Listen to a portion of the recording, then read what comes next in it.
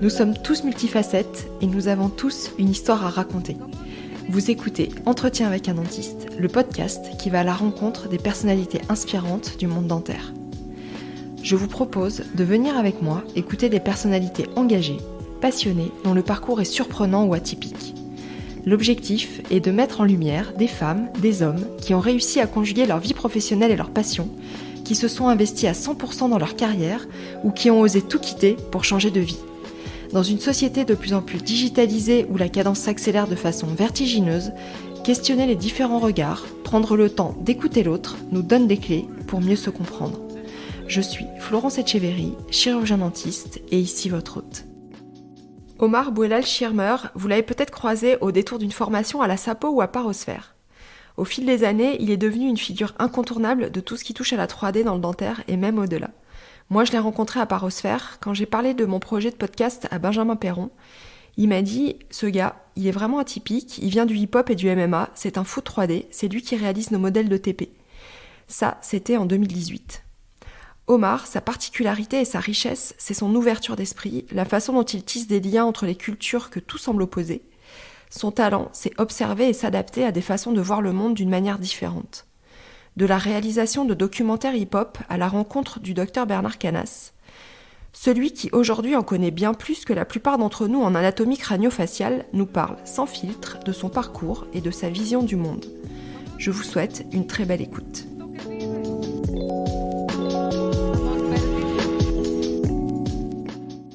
Omar, c'est toi le magicien qui réalise les modèles pleins de défauts osseux et de tartes sous gingivales sur lesquels on s'applique, mais aussi des fois on s'acharne sous les regards ébahis de Fred Dufaux, Benjamin Perron et Philippe Doucet. En tout cas, c'est comme ça que moi je t'ai rencontré. Les sapistes te connaissent bien aussi, mais il y a aussi le MMA et le hip-hop, et pour moi, c'est le grand écart, quoi. Donc, c'est pour ça que c'est intéressant aussi de comprendre ce qui t'a conduit à aimer ces disciplines-là et à t'investir autant dedans et à continuer. Tu vas m'expliquer tout ça, quoi. Mais je pense qu'on va aborder les trois un peu séparément parce que, à moins qu'il y ait des liens entre, il y en aura forcément. Mais... Non, comment dire, ouais, ici il y a des liens entre les différentes choses dans le sens où c'est par des gens du milieu hip-hop. Notamment le fils de Bernard Canas qui est ingénieur son qui travaillait pour une compagnie de danse en fait que j'ai rencontré Bernard Canas en fait et que j'ai mis un pied dans ce milieu-là. Dans les années 2004, nous avions une conférence à donner à l'EAO sur les risques anatomiques en chirurgie implantaire. Et mon idée était de faire quelque chose de moderne et de pouvoir montrer des animations de façon à se mettre réellement en situation. Et puis par hasard, j'en parle à mon fils qui me dit j'ai un ami qui peut-être pourrait t'intéresser. Il me présente Omar. Alors Omar, c'est plutôt un spécialiste de hip-hop qui faisait plutôt des vidéos sur les combats de boxe thaï et pas vraiment dans le domaine médical où nous étions. Je lui explique notre projet, il est très emballé et il utilisait des logiciels faits pour les dessins animés, mais qui ne nous donnaient pas entièrement de satisfaction. On a donc eu l'idée d'utiliser des données médicales, à partir des données d'ICOM notamment, et grâce à ça, il a pu les convertir, je vous passe les détails techniques, et nous a montré des magnifiques images. Et vraiment, l'idée que j'avais en tête est apparue sur l'écran, et on l'a présentée pour la première fois au World Tour de Nobel Biocare à Las Vegas, sur les implants zygomatiques et sur cet écran et cet énorme palais des congrès au MGM de Las Vegas. Ça a été les premières animations Omar que l'on voyait sur écran. Et pendant des années, j'ai fait les deux en parallèle et c'est le travail que je faisais pour les médecins qui me finançaient mes projets hip-hop, mes projets MMA, etc. Parce que c'était des projets qui, bien sûr, ramenaient ni d'argent et du coup nécessitaient quand même pas mal de moyens. Avant tout ça, toi, tu viens d'où exactement, ton milieu, ta famille? Alors, moi, déjà, je suis dans une famille. Ma mère est allemande, mon père est algérien, et moi, je suis né en France. Donc, et j'ai baigné entre ces trois cultures. Donc tout petit, j'allais en Allemagne, je suis bilingue allemand, parce que toute ma famille est en Allemagne, et puis pareil, j'ai pas d'autres familles à part mes parents en France, et donc j'allais tout le temps en Allemagne pour les vacances, et pour les vacances d'été, j'allais en Algérie. Donc j'étais vraiment entre ces trois cultures qui sont c'est un dégradé de confort, quoi. C'est-à-dire que bon, en Algérie, c'est rien. Tu joues avec des bouteilles d'eau et du sable. Les gamins, ils sont cul nus dehors dans une misère et une pauvreté extrême, tu vois. Comme ma grand-mère, elle vivait dans un truc, c'était un taudis. En France, c'était le juste milieu, et l'Allemagne, c'est déjà la high tech à l'époque, quoi. On va dire que le confort de vie, il y a quand même un petit écart entre la France et l'Allemagne. Et moi, j'étais entre ces trois cultures-là, en fait. Et on va dire, c'est ça qui fait que je rentre pas dans le rang, que je suis un petit peu hors système. C'est que très jeune, je me suis rendu compte, quand j'étais en France, c'était, t'es un arabe parce que tu t'appelles Omar. En Allemagne, t'es le parisien. Et en Algérie, on m'appelait le petit Roumi, le Gaulois, tu vois. Donc, bien que je fasse partie de ces cultures-là, il y en a aucune qui me reconnaissait, en tant que telle, quoi, tu vois. Mais derrière, je suis partout chez moi, quoi, au final. Ça permet, je pense, de pouvoir s'adapter à des milieux différents, à des cultures différentes, à des langues différentes, des manières de penser et de voir le monde complètement différentes, quoi. Et donc, en fait, je pense que ça, c'est, le milieu culturel d'où je viens, c'est multiculturel, quoi. Et toi, tu te reconnaissais plus dans quelle culture? T'étais à l'aise partout? Moi, je me sentais de toutes ces cultures-là, parce que quand tu parles la langue et puis quand t'as de la famille, je me sentais bien partout, en fait. C'est plus les gens qui te font pas sentir que tu fais partie de leur cercle ou de leur univers, quoi. T'es toujours vu un peu différemment. Après, moi, j'étais à l'aise avec ça, parce que pour moi, je suis les trois. C'est pour ça, je pense que la force, même aujourd'hui, dans le boulot et dans tout, c'est de pouvoir s'adapter. Et donc j'ai vu que t'as une licence en art plastique. Ouais. Donc t'as fait à la Sorbonne et après t'as enchaîné avec un master en technologie multimédia. Ouais. Disons que t'avais déjà une idée de ce que tu voulais faire précise, ou t'es parti un peu au hasard? Non, moi j'ai toujours été dans le dessin, dans la BD. Je dessinais déjà tout petit. À l'école, je passais plus de temps au collège, au lycée, à faire des BD au fond de la classe, où je caricaturais les profs, je caricaturais les élèves. J'avais même développé un business. Je faisais des caricatures des photos de classe que je revendais. À partir de 3e, seconde, je faisais des photocopies et après je revendais. Puis ça faisait marrer les gens. Et puis moi, l'école, le bac, j'ai fait un bac sciences économiques et sociales, mais ça c'était le suppositoire pour mon père, et pour que je fasse après ce que je veux.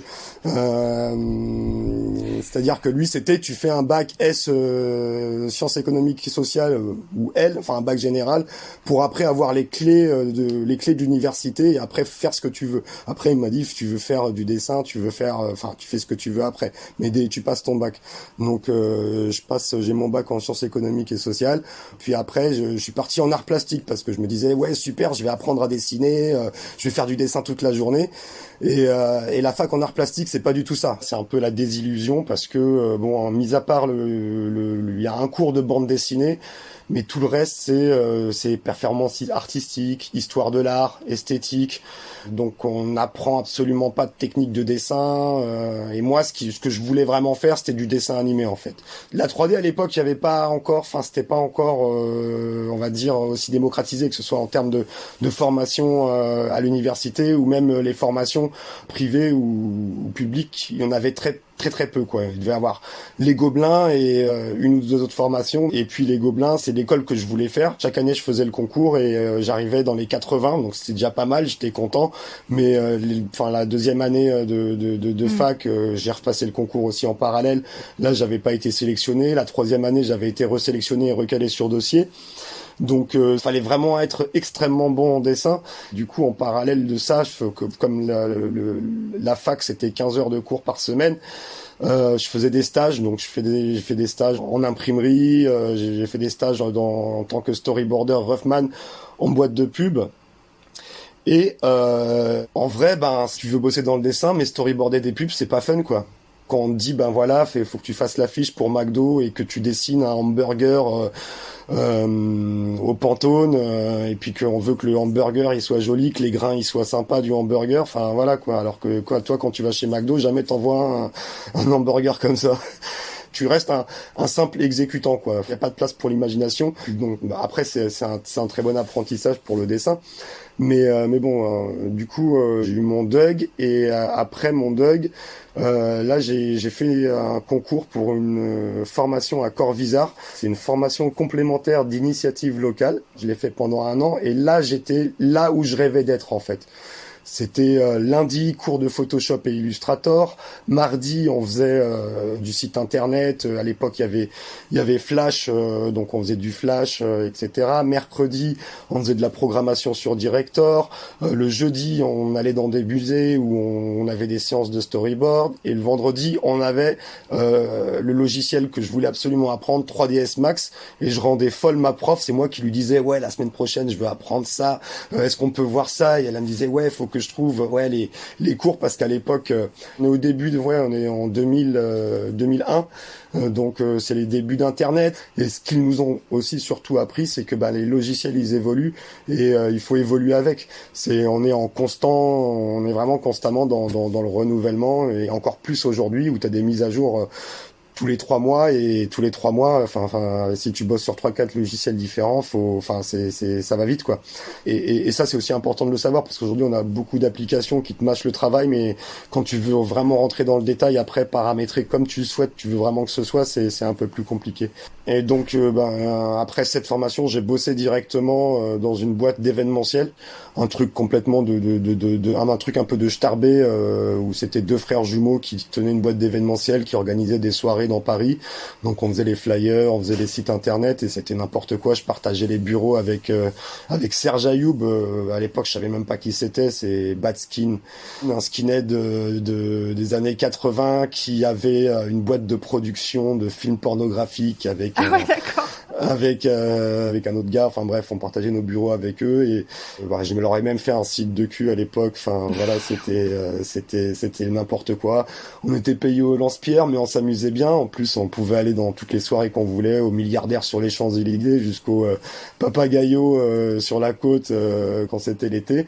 Ça a duré 1 an et demi, et en fait en parallèle j'ai toujours bossé aussi avec un de mes voisins, donc, qui s'appelle Paul, et lui c'était un petit peu comme mon grand frère. Il tenait le vidéoclub du coin et il faisait des courts-métrages en fait. C'est Paul Bellettre, c'est ça? Et c'est Paul Bellettre, ouais, exactement. Bellettre.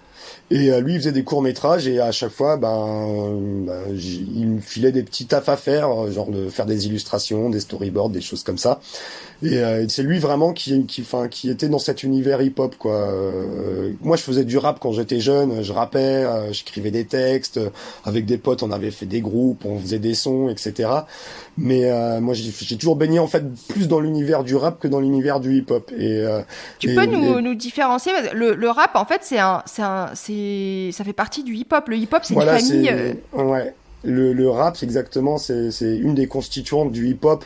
En gros, dans le hip-hop, on dit il y a les 4 éléments. C'est le DJ, le MC, la danse et le graphe. Ouais. C'est un petit peu les quatre éléments du hip-hop. Donc le rap, c'est le MC, Master of Ceremony, en tout cas le rappeur, voilà, qui est devenu le rap, qui est un des éléments du hip-hop.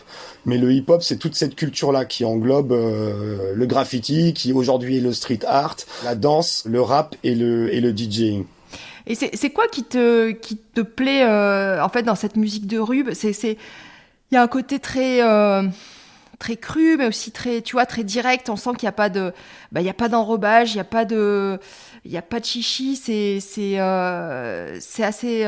assez particulier. Et en même temps, il y a un jeu avec les mots qui peut être même je sais pas si c'est poétique, mais en tout cas il y a un vrai travail d'écriture, quoi, derrière.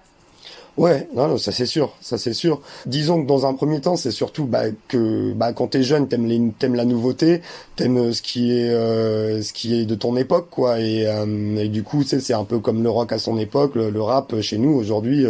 On a tous écouté les NTM, c'était nouveau, et il y avait toute la mode qui allait autour. Et en fait, j'avais un pote américain à l'époque, c'est lui qui nous ramenait les CD des États-Unis, il nous ramenait les baggy. Un jour, il était venu, on allait dans sa chambre en fait, et il nous ramenait tous tous les CD des States, ils nous ramenaient toutes les fringues de là-bas parce que c'était pas facile en fait. Quand t'es jeune, t'es curieux, tu vois des clips par-ci par-là, tu vois des trucs, tu vois, t'es attiré par la nouveauté et par les États-Unis que tu vois à travers la télévision. Un de mes premiers souvenirs télévisuels de quand j'étais petit, c'était l'émission HIP HOP, où tu voyais des gamins tourner dans un gymnase sur la tête et faire des trucs où tu comprenais pas mais pourquoi ils font ça, mais c'était cool en fait, c'était nouveau, c'était cool et c'était une certaine mode. Après moi ce que j'aimais, enfin moi pour moi c'était de la poésie aussi. Quand tu parles des textes, ça te parle quand t'es gamin, quand tu ressens qu'il y a une certaine que dans le monde dans lequel on est, il y a des choses qui sont injustes, il y a une certaine injustice, et que quand en plus tu fais partie des minorités, ben finalement c'est comme on t'accepte pas toi dans les autres communautés, ben là c'est une communauté où on te dit bah vas-y viens, en fait on s'appelle tous négros, enfin tu vois, aujourd'hui on peut plus trop le dire, mais à l'époque on s'appelait tous négros alors que bon on n'était pas noirs, mais parce que dans les textes c'était ouais nigger machin nana, et aussi parce que ouais voilà ça parlait de choses vraies, ça parlait de choses crues, mais de manière belle. Tu vois, c'est-à-dire que le fond était un peu sale et un peu dur, mais la forme c'était joli quoi, c'était poétique parce qu'il y a une recherche, il y a ce côté aussi qu'on retrouve dans la danse, qu'on retrouve dans le graphe et dans le DJing, dans tout ça, c'est la compétition, le battle. Ouais. Et en fait, le battle, moi, c'est ce que j'aime, c'est là-dedans, c'est parce qu'en fait, ça fait évoluer les choses, en fait, constamment. 30 ans de battle, ça a commencé avec moi, HIP, HOP.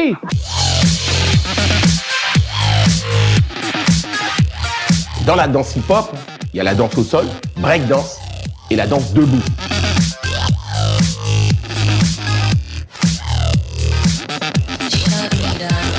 Il y a des petits, il y a des papas, il y a des mamans, il y a même des mamies.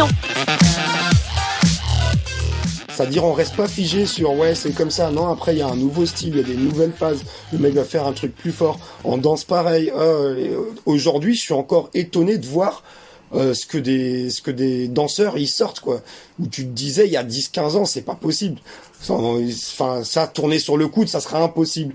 Une fois, je devais faire une animation d'un perso qui break, et du coup, j'ai fait ouais, je vais lui faire une phase impossible, aller faire une vrille, un 19 sur le coude, on va se mettre sur le coude et tourner. Aujourd'hui, t'as des mecs qui tournent sur le coude. Qui le font, ouais. Tu vois, qui le font. Qu'est-ce qui m'a fait danser, moi, c'est les patins. C'est un mec que j'ai vu à la télé et je me suis dit, je veux faire ça. À partir de 85, la majeure partie des jeunes arrêtent la danse. Moi, j'ai continué. C'est à partir de là qu'on a vraiment vu les gens qui étaient amoureux de cette culture. Ce que je voulais, c'était continuer à créer de l'activisme dans la culture hip-hop. Ce qui donnait la respectabilité, ce qui donnait mon crédit, c'est le fait que je fasse des événements qui étaient gratuits pour les jeunes. Parce qu'en réalité, j'étais pas élitiste, n'importe qui pouvait danser. Après, c'est devenu une grosse machine.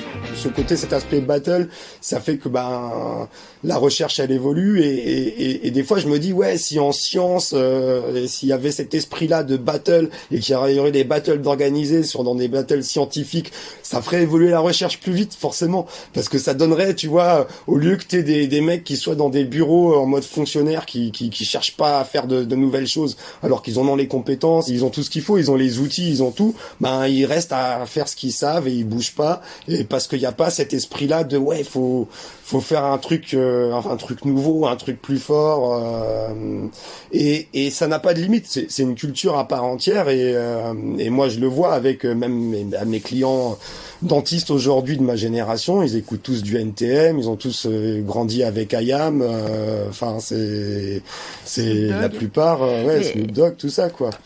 Mais on a quand même l'impression que est-ce que c'est un milieu qui est fermé, ou au contraire c'est un milieu qui est très ouvert, où tu vois il y a quand même des stéréotypes, t'as l'impression que tu vas pas rentrer comme ça parmi eux si t'as pas les mêmes codes?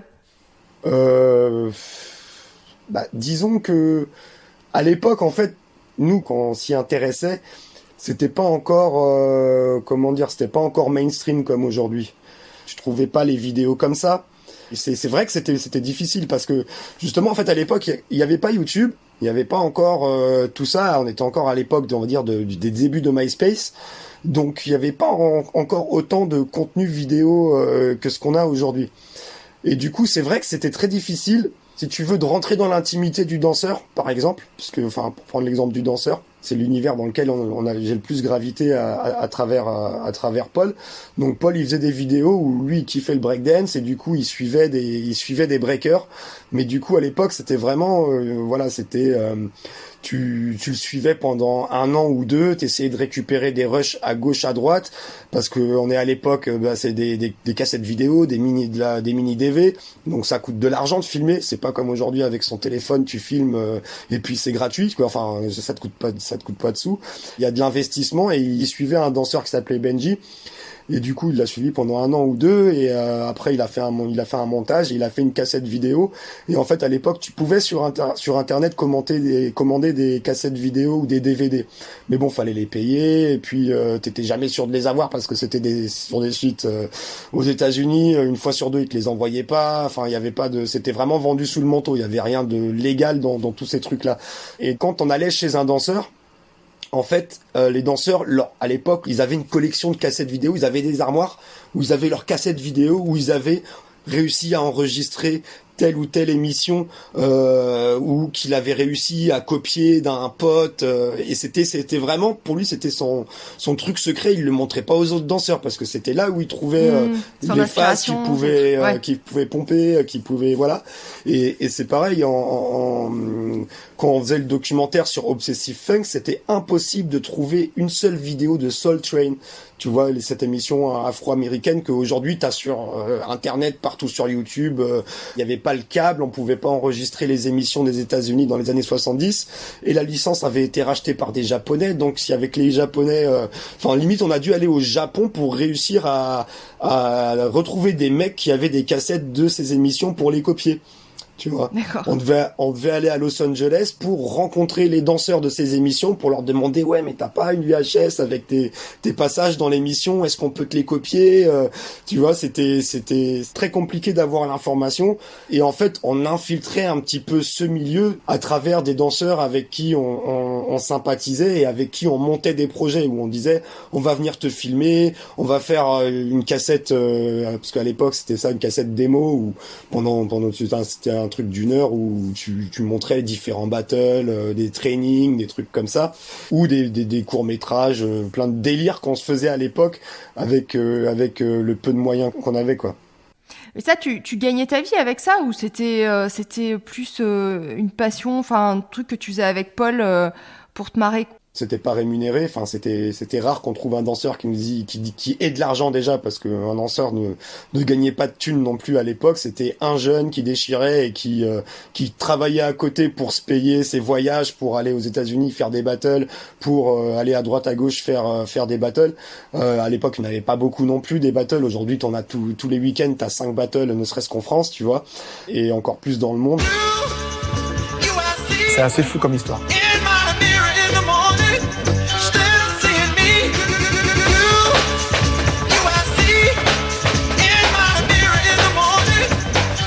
Il n'y avait pas d'économie autour de ce milieu-là.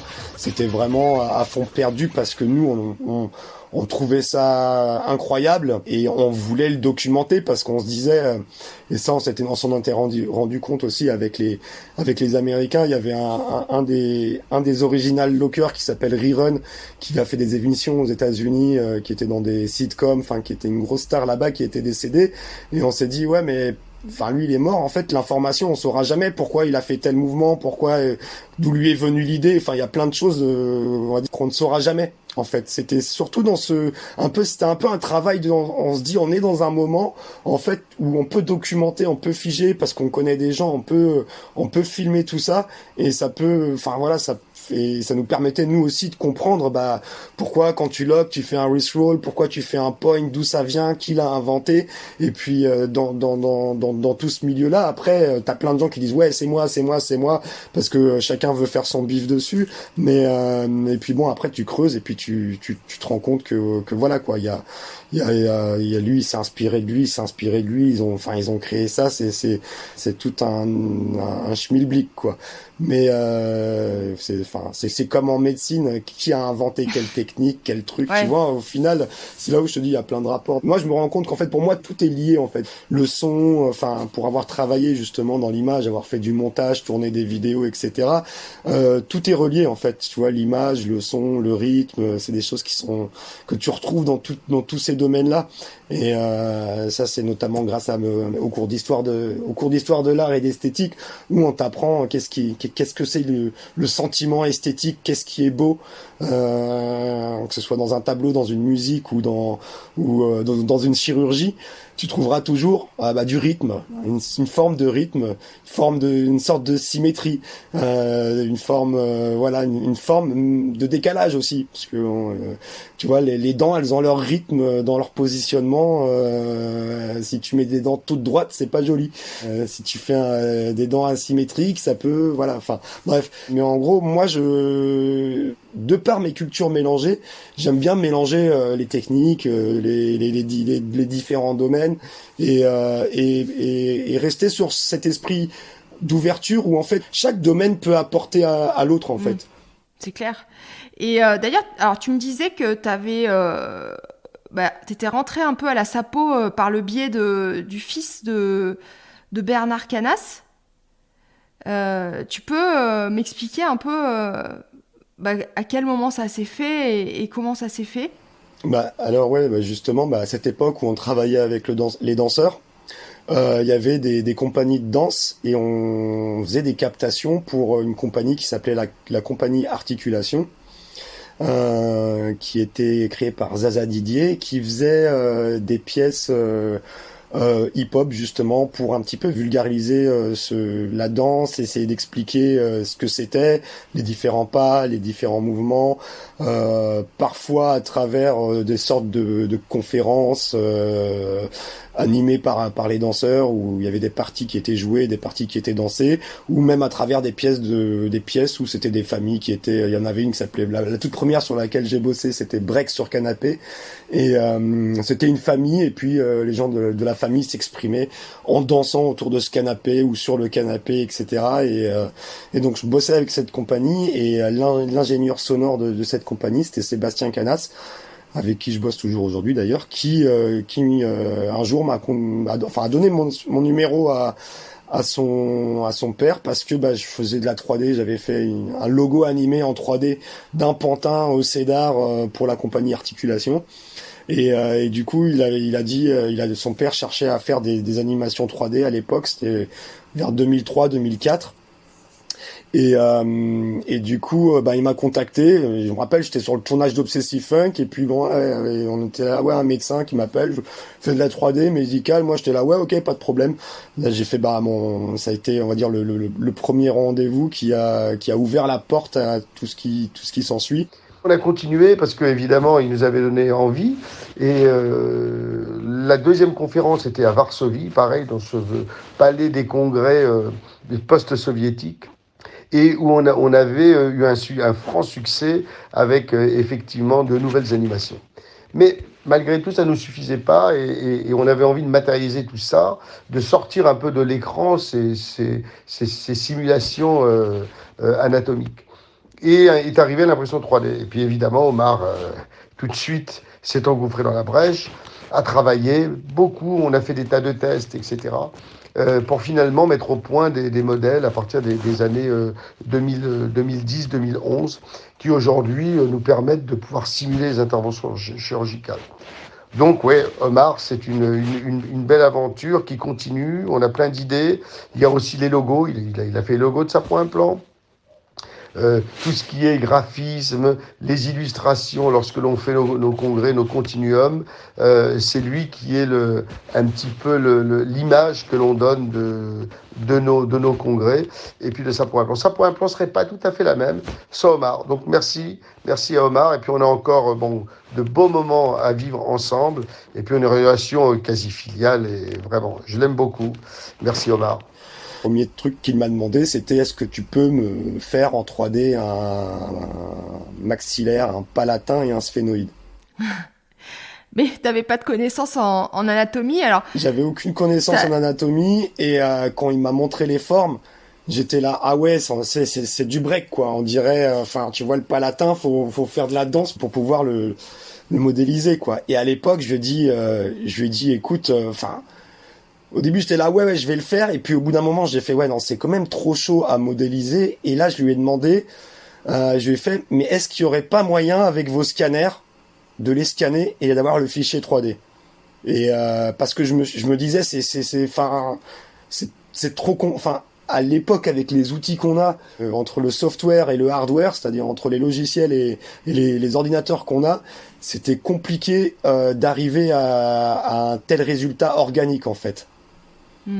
Parce que la modélisation, à l'époque, tu étais vraiment pas obligé de partir de cubes, ou alors de tout refaire à la main, polygone par polygone. Enfin, il y avait pas les outils qu'on a aujourd'hui, voilà. Et du coup, je lui ai dit, écoute, il y a pas un moyen de, vu que vous avez des scanners, et que ces scanners, a priori, j'ai vu que vous pouviez faire de la 3D, est-ce qu'il y a pas moyen de récupérer ces données-là? Bon, il bossait avec une boîte, c'était compliqué à l'époque parce qu'il n'y avait pas les logiciels, fallait demander à une société qui nous convertisse des fichiers STL, en fait.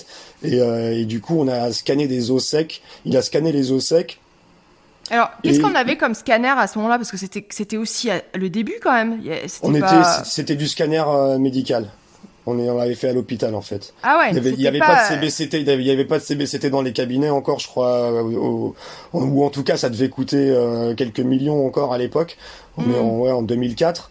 En 2004, les présentations, elles se font encore sur diapositive. On n'a pas encore de keynote, tout ça. Enfin voilà, c'est genre tu ramènes tes diapos pour faire tes prêts. C'est fou, hein, l'évolution qu'il y a eu en moins de 20 ans. C'est ça qui est dingue. Et c'est vrai que l'implantologie, c'est quand même un domaine qui, dans la dentisterie, bénéficie du plus d'évolution technologique, parce qu'il y a beaucoup de R&D, il y a beaucoup de business derrière, il y a de l'argent, et du coup il y a beaucoup de choses c'est un domaine qui avance, on va dire, en termes de progression. C'est le domaine en dentisterie qui évolue plus rapidement quand on voit aujourd'hui tout ce qu'on a. Et donc à l'époque, on est passé par un scanner médical. On avait les os secs séparés, parce que pour séparer un palatin d'un sphénoïde et d'un maxillaire, je sais pas si tu connais la technique, mais ça se fait pas, tu le craques pas comme ça. Faut mettre des... Non, tu mets des graines entre les os, et tu laisses les graines grandir et germer pour que les os se séparent. Et puis c'est pas tout le monde qui peut le faire. Et du coup, lui, comme il travaillait avec le professeur Jean-François Gaudy, avec la SAPO, parce qu'il y a SAPO, c'est l'organisme, on va dire, de base. Et oui, j'ai oublié de dire, c'est pas juste, je travaille pas juste avec Bernard, je travaillais aussi, c'est Bernard Canas et Luc Gillot, qui sont les deux fondateurs de Sapo Implant. Luc Gillot, qui nous a malheureusement quittés en 2015. Et c'est vraiment eux qui m'ont donné, on va dire, ma chance de bosser dans ce milieu-là. Donc une fois qu'on a scanné les os, tu récupérais le fichier. Donc à l'époque, autant te dire que il y avait pas d'outils pour optimiser les maillages. Si t'avais des trous à fermer, fallait prendre les points un par un, et puis t'avais 1 million de points à gérer. Donc avec les ordis de l'époque, tu faisais une rotation. Tu faisais ta rotation à la souris, tu te faisais un café, tu revenais, le fichier avait tourné.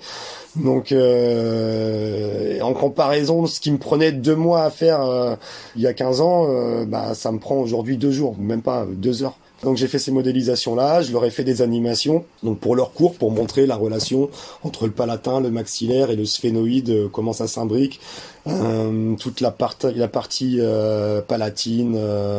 Et puis l'année d'après, j'ai travaillé avec le professeur Jean-François Gaudy, où on a rescanné tous les os du crâne, et on a remis les os, pour faire un crâne avec tous les os séparés. Et puis ensuite, ça a été de montrer des protocoles chirurgicaux, parce qu'à l'époque, Bernard et Luc travaillaient sur les guides, les premiers guides chirurgicaux imprimés. Alors à l'époque, on savait pas du tout que c'était imprimé, hein. Les industriels se gardaient bien de le dire pour pouvoir vendre leurs guides à 600 € ouais. et rentabiliser leur techno. Et j'ai commencé à faire des animations avec les poses d'implants, enfin des simulations de chirurgie, voilà, pour les cours et les formations de sapo implant. Et puis de sapo avec le professeur Jean-François Gaudy, on avait fait un CD-ROM d'ostéologie crânio-faciale où on pouvait séparer les différents os avec des animations, etc., etc. Ça m'a fait me plonger dans toute la partie, voilà, osseuse, et aussi surtout de me rendre compte que en anatomie, on n'a pas beaucoup d'informations, d'images. Alors, dans les bouquins, c'est super pauvre. C'est-à-dire que moi, quand je suis arrivé là, je me suis rendu compte que, en fait, les 3/4 des descriptions étaient écrites avec des mots et avec des termes que je comprenais absolument pas. Ça veut dire que, enfin, quand on parlait, ouais, la face palatino-linguale, en mésiale et en distale de la 25, t'es là, mais j'étais là, de quoi tu me parles? Moi, j'étais là, fais-moi un dessin, montre-moi une image. Et là, ils sont là, ah bah, je peux pas te montrer parce que j'ai pas d'image. Mais en revanche, la chance que j'ai eue aussi, de bosser avec eux, c'est que, il y avait les cours de dissection, au Saint-Père. Et du coup, tu y assistais aux dissections? Ouais. La première fois, c'est Bernard qui me dit, viens filmer un cours sans me prévenir que ce serait sur cadavre. Et je sais que moi je débarque avec la caméra comme ça et puis je rentre dans une salle, première salle, je me trompe et là je vois une tête coupée en tranches posée bizarre, sur. Non, et du coup là je rentre dans la salle, on me dit non c'est pas là, c'est la salle d'en face. Je fais ok mais déjà rien que là j'ai failli me faire dessus par rapport à ce que j'ai vu. J'étais là mais non c'est pas possible, j'ai pas vu ça, c'était pas ça. Enfin c'est surréaliste hein. Et après je rentre dans une salle où là il y a des têtes posées sur des tables partout. Et là je me fais Enfin, coupé, mais pas en tranches. Non, voilà, des vraies têtes. Et c'est encore plus, limite, c'est encore plus choquant parce que t'as le visage, t'as les yeux, t'as la moustache, quand t'as un corps, c'est un corps, mais quand t'as le visage, c'est ce qu'il y a de plus personnel chez les animaux. Et ça se fait plus, ça, hein, c'est les TP de dissection, depuis qu'il y a eu un scandale. Malheureusement, depuis le scandale des Saint-Père, voilà, on n'a plus accès au centre du don des corps, et c'est dommage. Parce que c'est vachement important. Je pense pour comprendre l'anatomie aujourd'hui, on peut pas faire mieux que ça, quoi. Après voilà, c'est des problèmes politiques, c'est des histoires. Je vais pas forcément rentrer dans le détail. Moi j'ai vu les conditions là-bas. Personnellement, j'y étais. J'avais mes bureaux pendant des années. J'ai jamais vu de rats.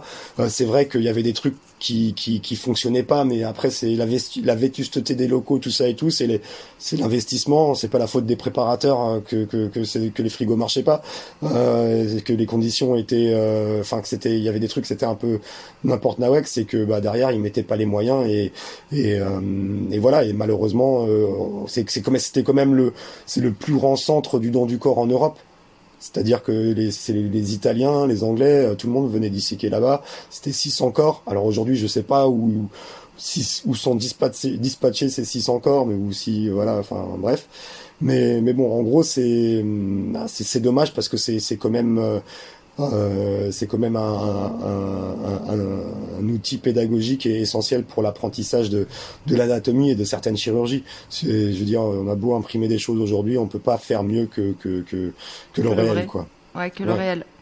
Et pour revenir sur la première fois, la première fois, je suis choqué, quoi. Et puis après, de fil en aiguille, tu t'y habitues, tu vois surtout que, tu vois l'intérêt, quand tu vois l'intérêt qu'il y a derrière dans l'apprentissage, justement, quand tu vois que dans les bouquins, il y a les descriptions, elles sont, comme je te disais, c'est que des mots. Il y a quelques croquis, mais le croquis c'est pas en 3D. Tu le vois d'un certain point de vue.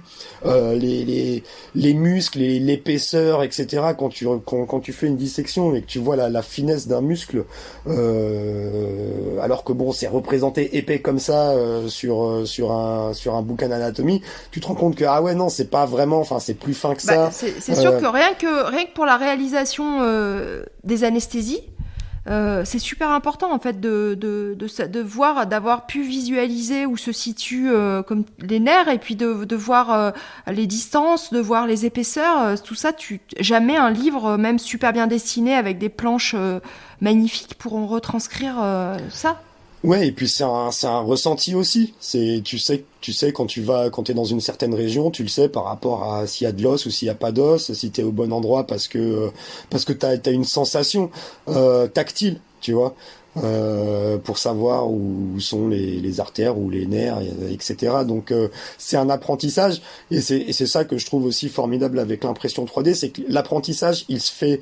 Alors tu vois, justement, quand je te parlais des bouquins d'anatomie, tu sais, t'es obligé de faire de la synesthésie. C'est-à-dire, t'es obligé de lire des mots et dans ta tête te l'imaginer. Alors, je sais pas comment ça se passe chez les médecins quand ils font leurs études.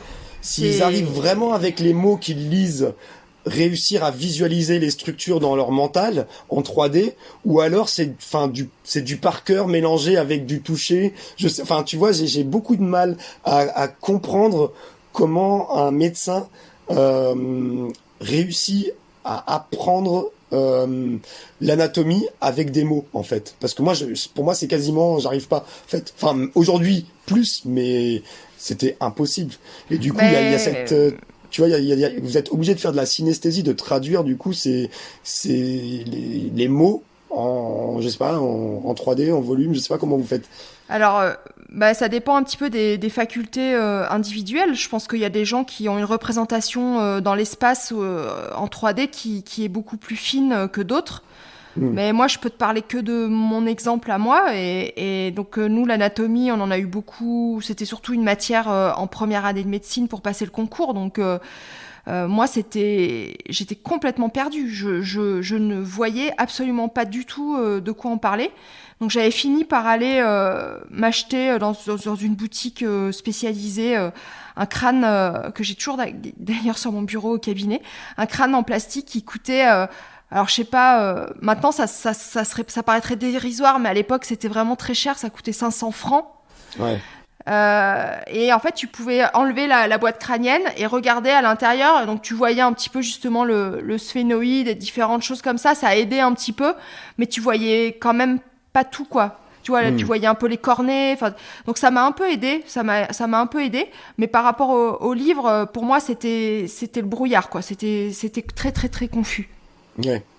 J'arrivais dans un domaine où je me rendais compte, en fait, que il y avait pas autant d'informations, il y avait pas autant d'illustrations ou de vidéos ou même, voilà, d'informations visuelles beaucoup plus compréhensibles que des mots, quoi. J'ai eu cette chance-là que quand on me disait, voilà, modélise tel nerf ou telle artère, je pouvais voir en vrai où ça se situait sur le crâne.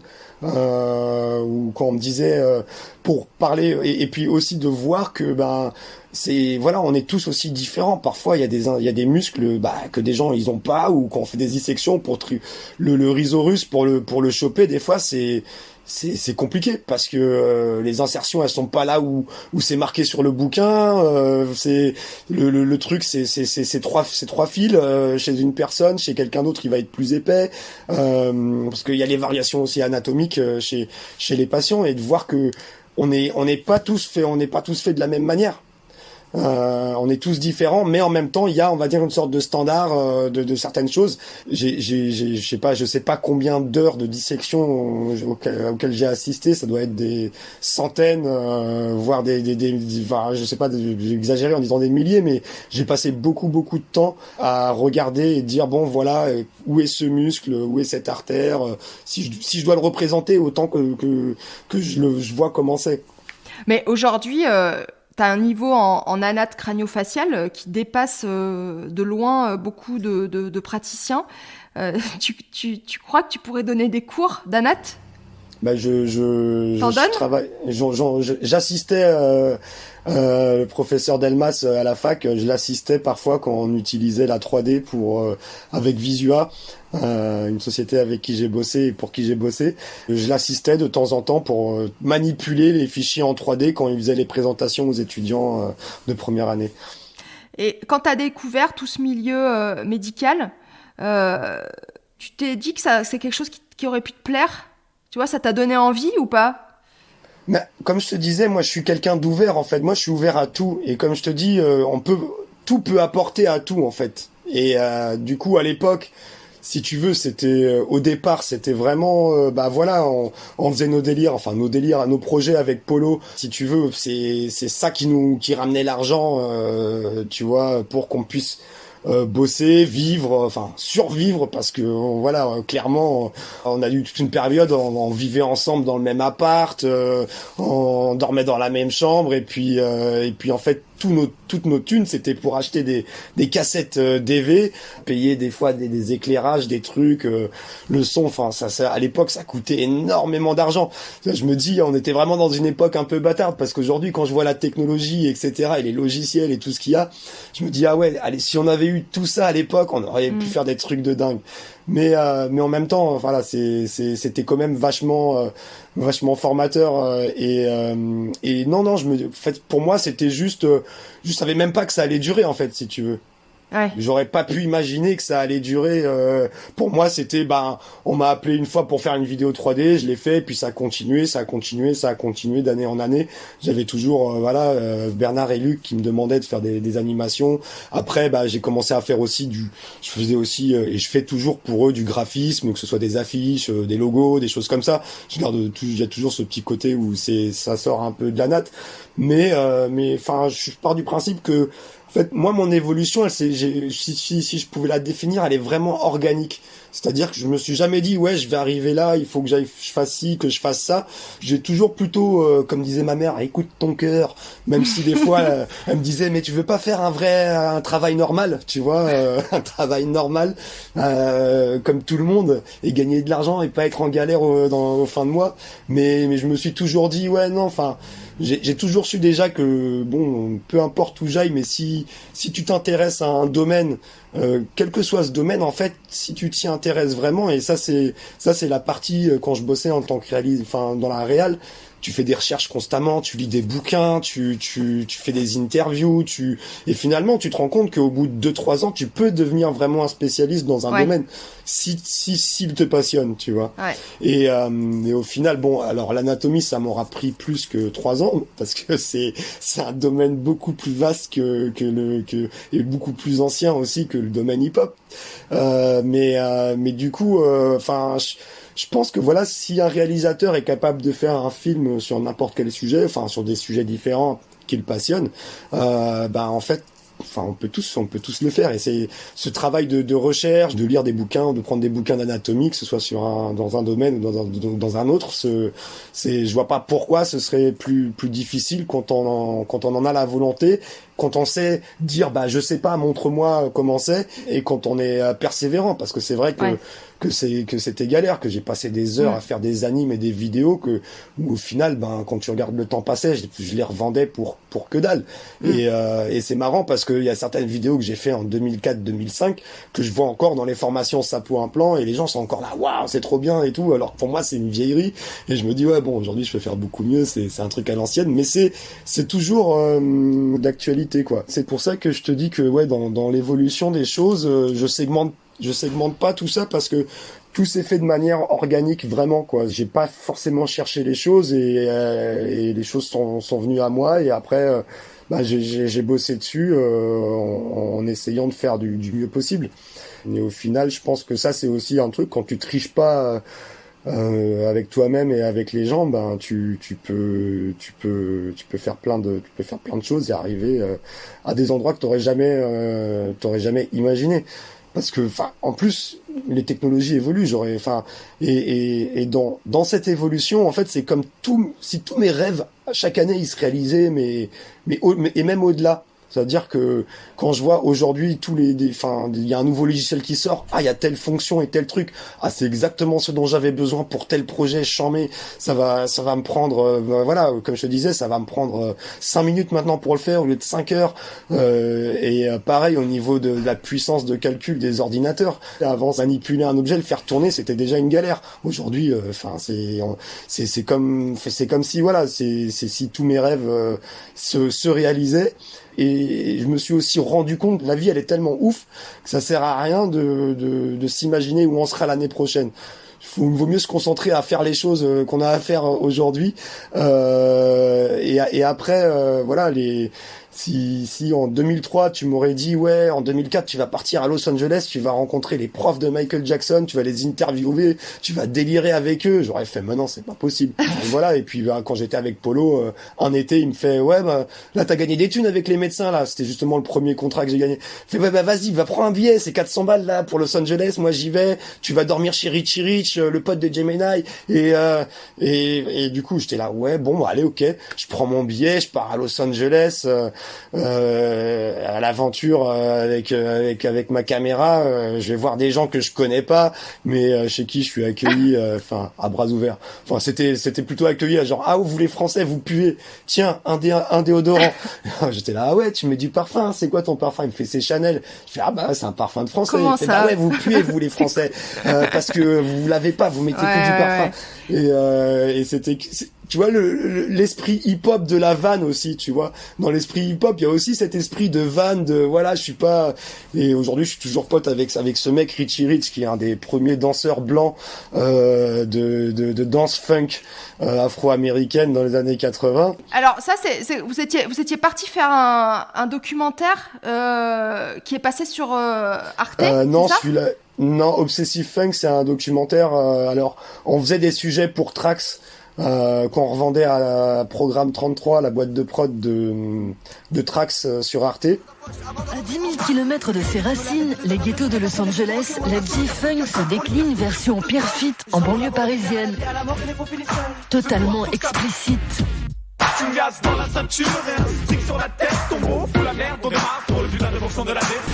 Et si dans Trax on allait du côté obscur du rap avec le West Side, Pierrefitte, Californie, c'est kiff-kiff.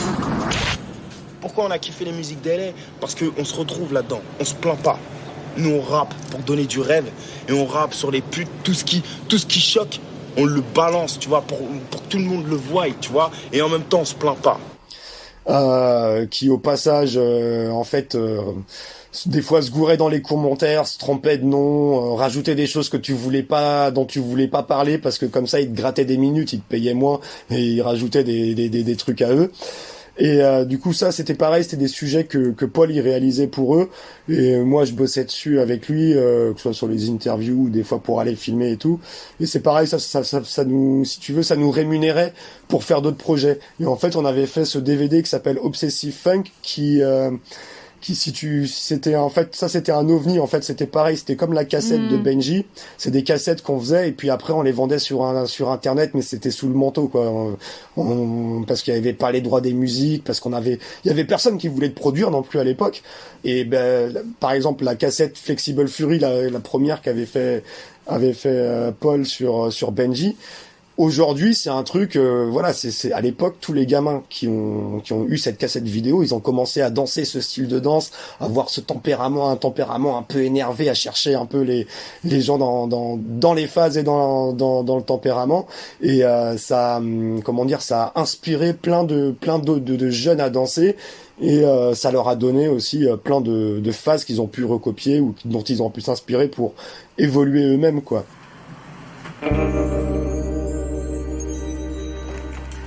Messieurs, Monsieur Aragonès. Messieurs, je veux savoir ce qui se passe avec mon fils. Et trouvez-moi le petit enfoiré qui l'a initié à la danse. J'ai 2 mots à lui dire. Yo. Hey, Gemini. Who's this? Yeah, it's me, OG, the original Skeeter Rabbit. Oh, what's up, Skid? What's going on out there? Word on the street is that lockers are getting whacked and put on ice all over the place. Damn, that's crazy. Keep me posted. Will do. All right. Obsessive Funk, c'était, si tu veux, c'était un projet qu'on a fait avec le danseur Gemini, qui était un peu le champion à l'époque en France et dans le monde, qui gagnait les compétitions aux États-Unis. Parce que dans les années 90-2000, en fait, les danses comme le popping et le locking, elles disparaissaient, elles étaient complètement, effacées aux États-Unis. On a un problème, Jay. Il y a quelqu'un qui a décidé d'effacer tous les lockers.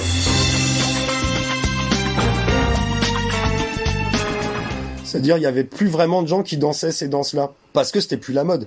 Comme le break, c'était plus trop la mode. Et en fait, la culture hip-hop, c'est un peu comme une maladie qui se diffuse, tu vois, dans les pays au fur et à mesure.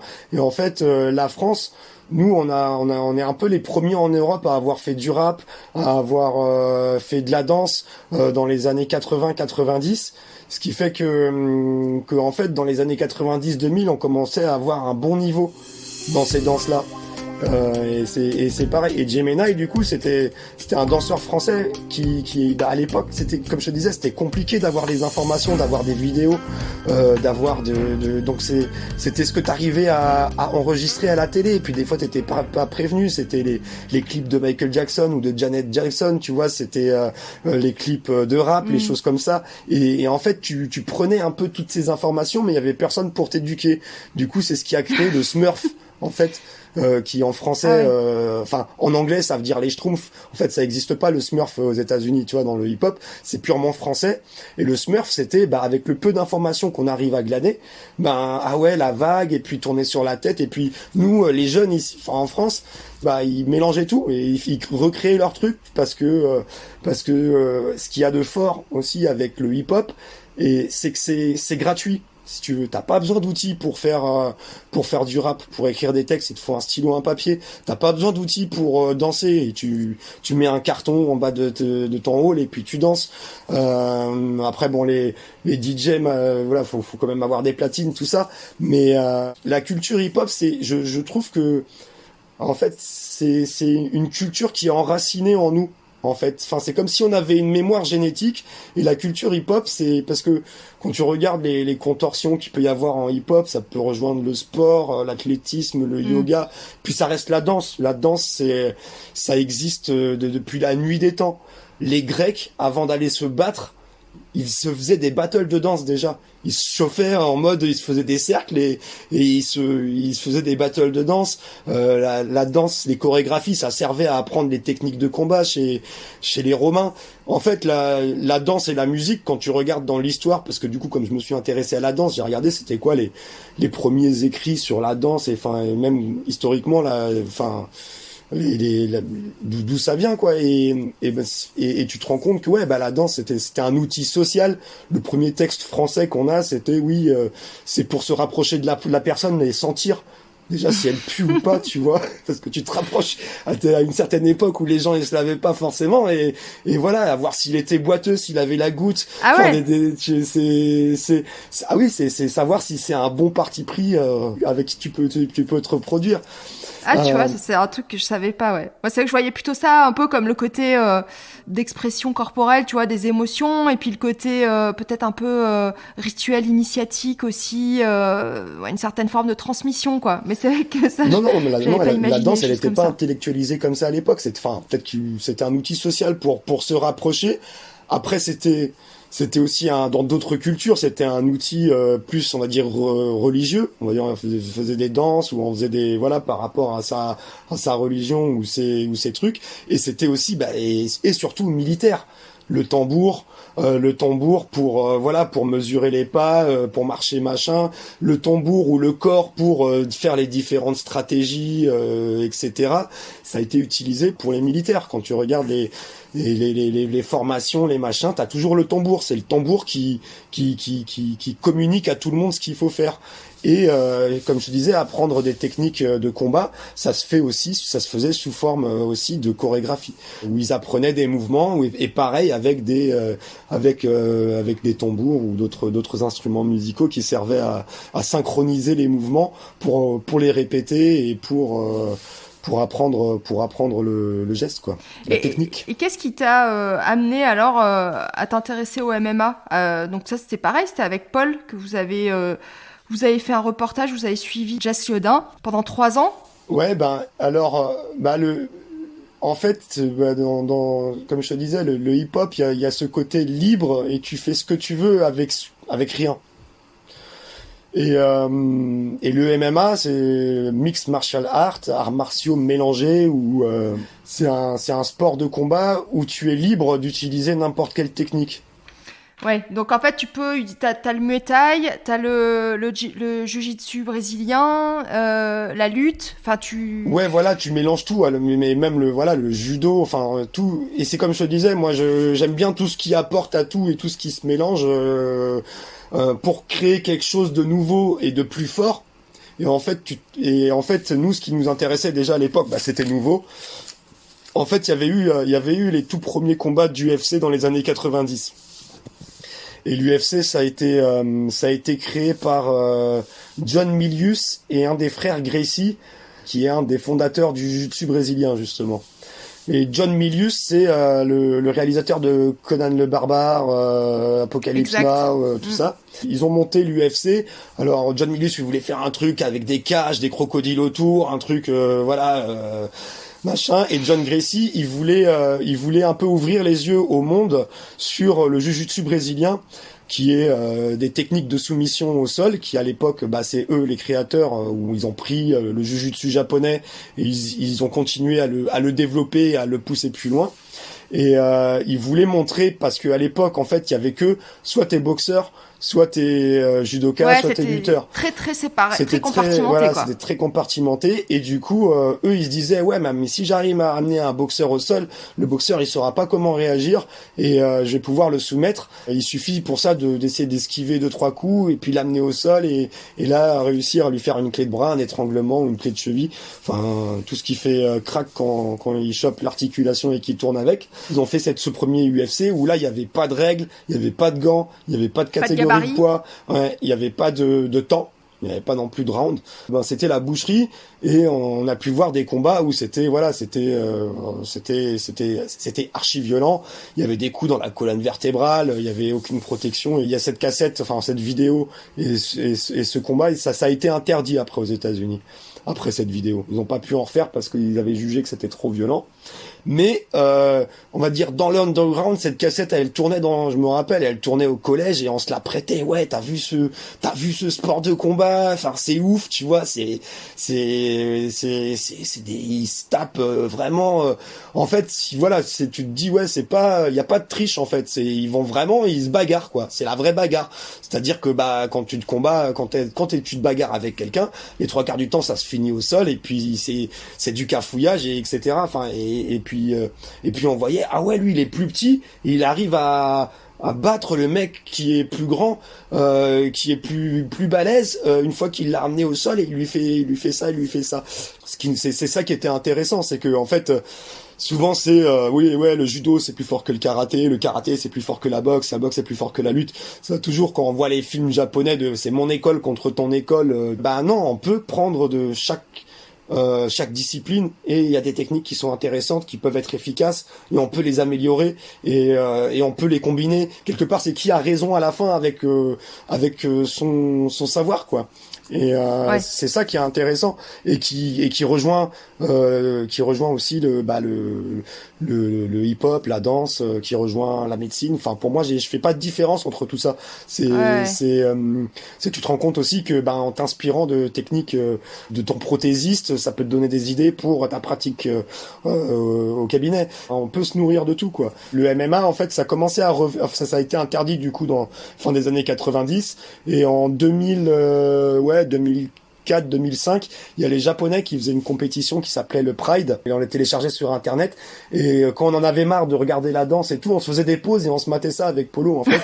Et on regardait et puis c'était on déconnectait de la danse et puis on était là, on regardait les combats et c'était à l'époque c'était impressionnant. En plus les Japonais ils aiment bien faire le show, donc ils mettaient des frics contre des mecs qui faisaient 2m50 contre des boxeurs machin et puis des trucs improbables avec des présentations à mourir de rire en introduction des combattants. Et puis au bout d'un moment on s'est dit ah ouais putain c'est kiffant.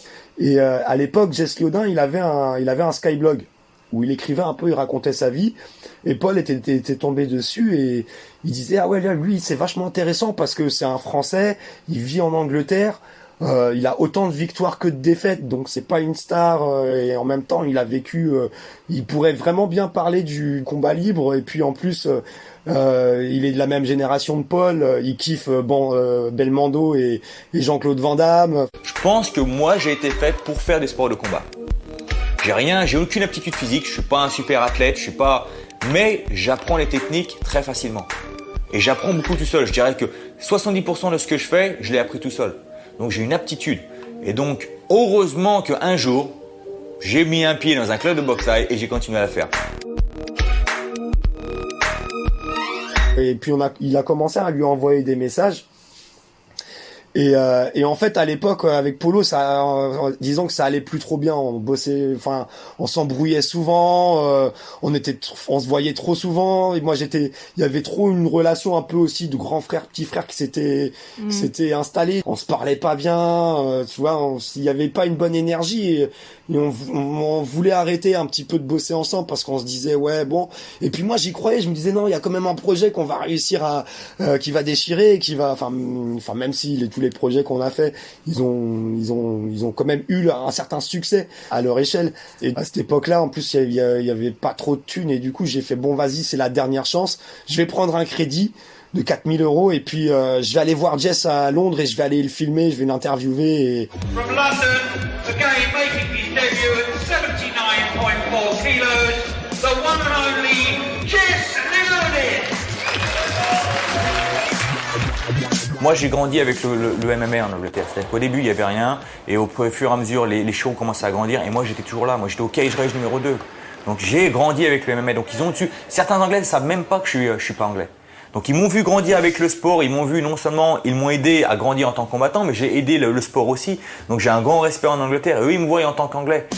Et puis après, on va voir, parce que tous ces projets-là, comme les autres projets, tu commences un documentaire où là, au début, on voulait faire un reportage, donc un 24 minutes. Et vas-y, bon, je vais en Angleterre, je vais le filmer, etc. Donc je pars en Angleterre, je vais le voir chez lui, je l'interview, etc. Ça se passe vachement bien, on accroche bien. Je suis dans son quotidien, puis je reviens. Parce que lui, il vivait à Londres, du coup, après, faut payer le billet, faut payer les cassettes DV, etc. J'ai 4 sœurs, donc j'ai grandi autour de beaucoup de femmes. Je pense que si ça ne serait pas arrivé, j'ai encore ces souvenirs de mon père, je serais peut-être un mec violent. Mais justement, parce que j'ai grandi autour de beaucoup de femmes comme ça m'a changé aussi beaucoup d'état d'esprit. Il revient à Paris, il voit les images, il fait ah ouais, putain, il s'est vachement bien livré avec toi, c'est super intéressant. Et donc on commence les montages et tout. Et là, Jess, il signe avec l'UFC. L'UFC, c'est l'organisation américaine Ultimate Fighting Championship qui vient faire les premiers combats en Europe. Et comme c'est interdit en France, partout en Europe, ils vont le faire en Angleterre. Parce qu'en Angleterre, il y a des organisations et c'est autorisé.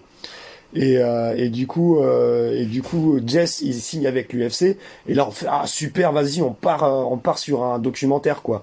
52 minutes. Parce qu'on se dit, on va pouvoir le filmer dans les backstage de l'UFC, on va pouvoir le filmer avant, après ses combats, ça va être cool, on va pouvoir mettre, enfin voilà, ça. Et l'idée, c'était vraiment d'expliquer que le sport de combat, aujourd'hui avait évolué et qu'il y a des règles, on n'a pas le droit de mettre de coups derrière la tête, que c'est encadré par des arbitres et par des soignants qui sont amplement compétents et que c'est plus l'image des premiers combats qu'il y avait eu dans les années 90 où là c'était archi violent. On se disait ouais, c'est dommage que aujourd'hui ça soit pas légalisé en France parce que on a des super combattants.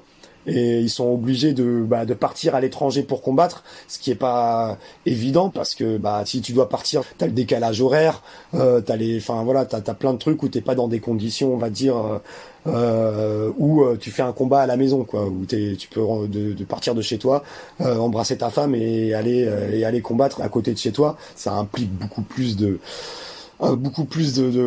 d'efforts physiques et de contraintes de voyager et financièrement aussi c'est compliqué parce que quand tu combats au final tu gagnes pas tant d'argent que ça et tu peux pas en vivre vraiment quand t'es un combattant français. Et là quand on regarde aujourd'hui à l'UFC, là il y a les finalistes du prochain plus grand événement de l'UFC là qu'ils ont gardé pour le jour de l'an, c'est 2 combattants français, tu vois. De poids lourds où il y en a un qui est camerounais ou sénégalais mais qui est venu en France et qui s'est entraîné et qui a appris en France Voilà, on a des super combattants, il y a des super profs, il y a des super coachs, mais c'est voilà, ils sont vus comme des barbares ou comme des fous, alors que non, c'est des combattants qui ont un vrai esprit martial. C'est juste que voilà, ils prennent un petit peu des techniques de plusieurs arts martiaux différents qui combinent ensemble pour être le plus efficace possible. Alors on va commencer cette soirée par le portrait de ce grand champion du monde de free fight. Il est français, il s'appelle Jess, un destin assez hors du commun. Regardez.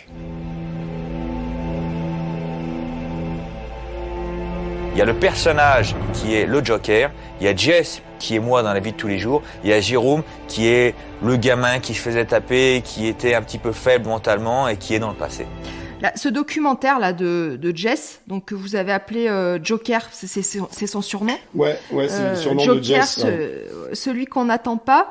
Il me semble qu'il a été diffusé en prime time, donc dans le cadre de l'émission de Pascal Bataille et Laurent Fontaine. Ouais. C'est ça ? Tout à fait. Ouais. Salut, bienvenue sur Jimmy. Aujourd'hui, dans C'est Off, on parle de free fight.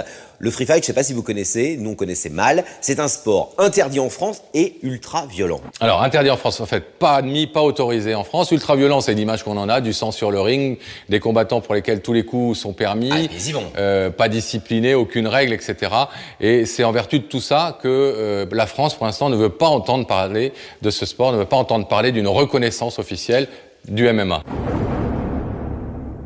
Mais en fait, au bout de 2 ans et demi, on galérait un petit peu, parce qu'en fait, c'était se tirer une balle dans le pied que de faire ce documentaire, parce que le CSA interdit la diffusion des images de free fight à la télé en France. Donc il y a aucune prod qui voulait nous produire le documentaire.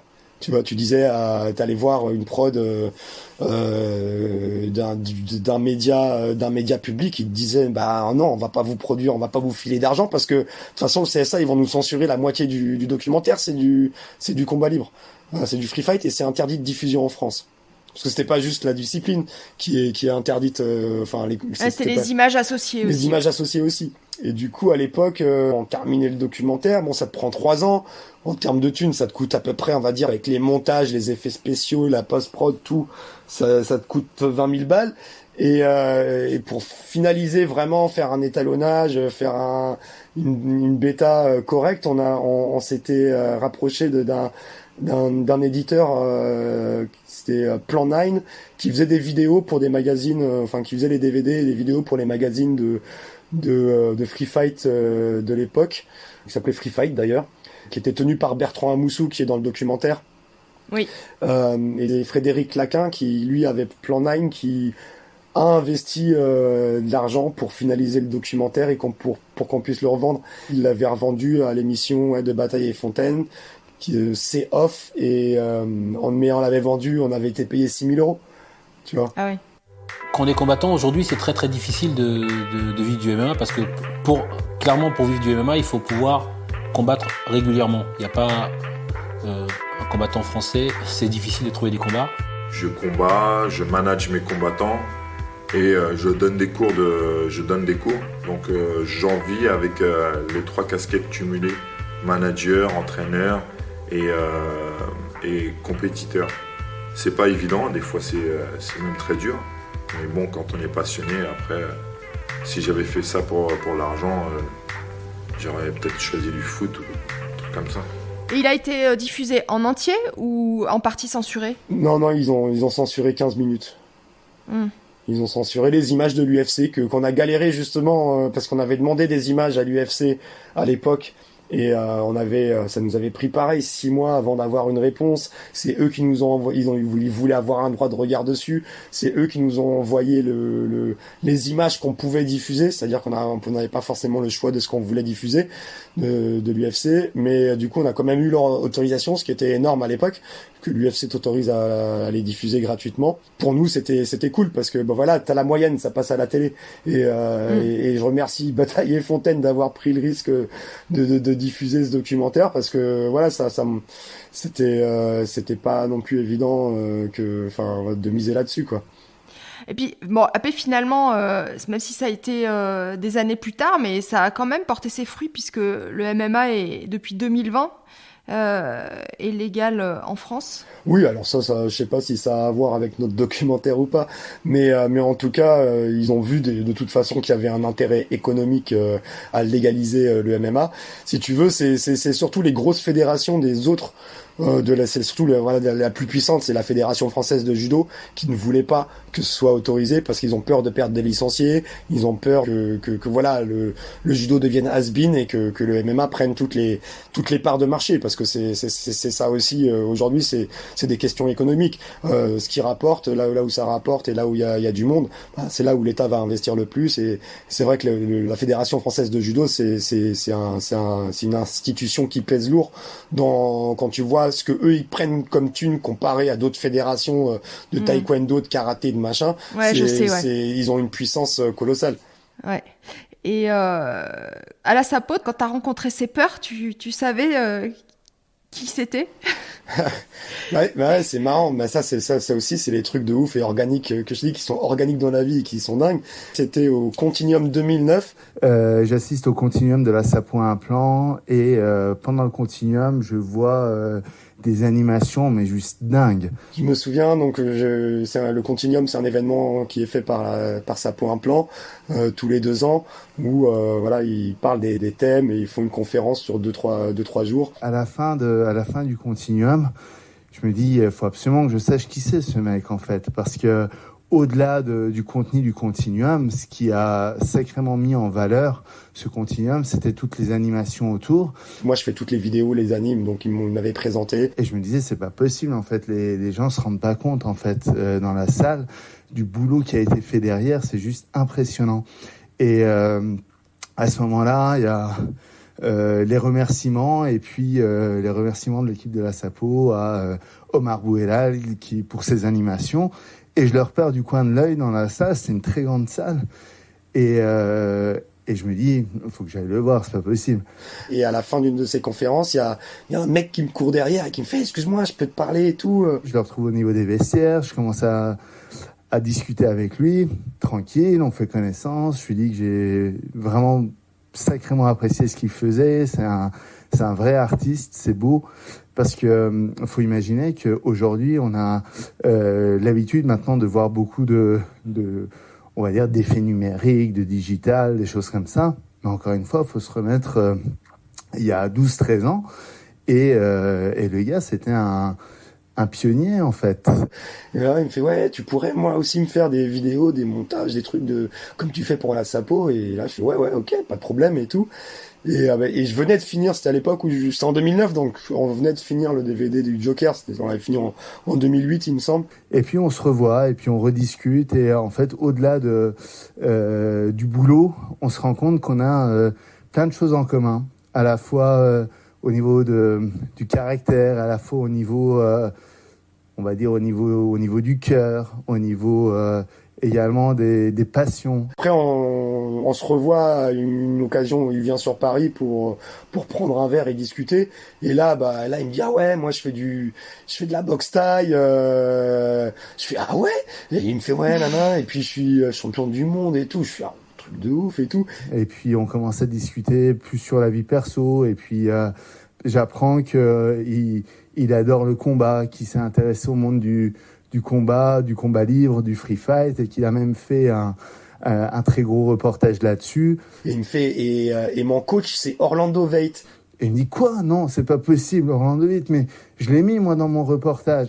Et ce qui est incroyable, je fais, mais Orlando Veidt, mais il est à l'UFC, il était pas français, il était hollandais. Il fait, ouais, mais c'est parce qu'à l'époque, il a la binationalité, et il s'entraînait avec un club hollandais, qui l'ont emmené là-bas, donc il avait.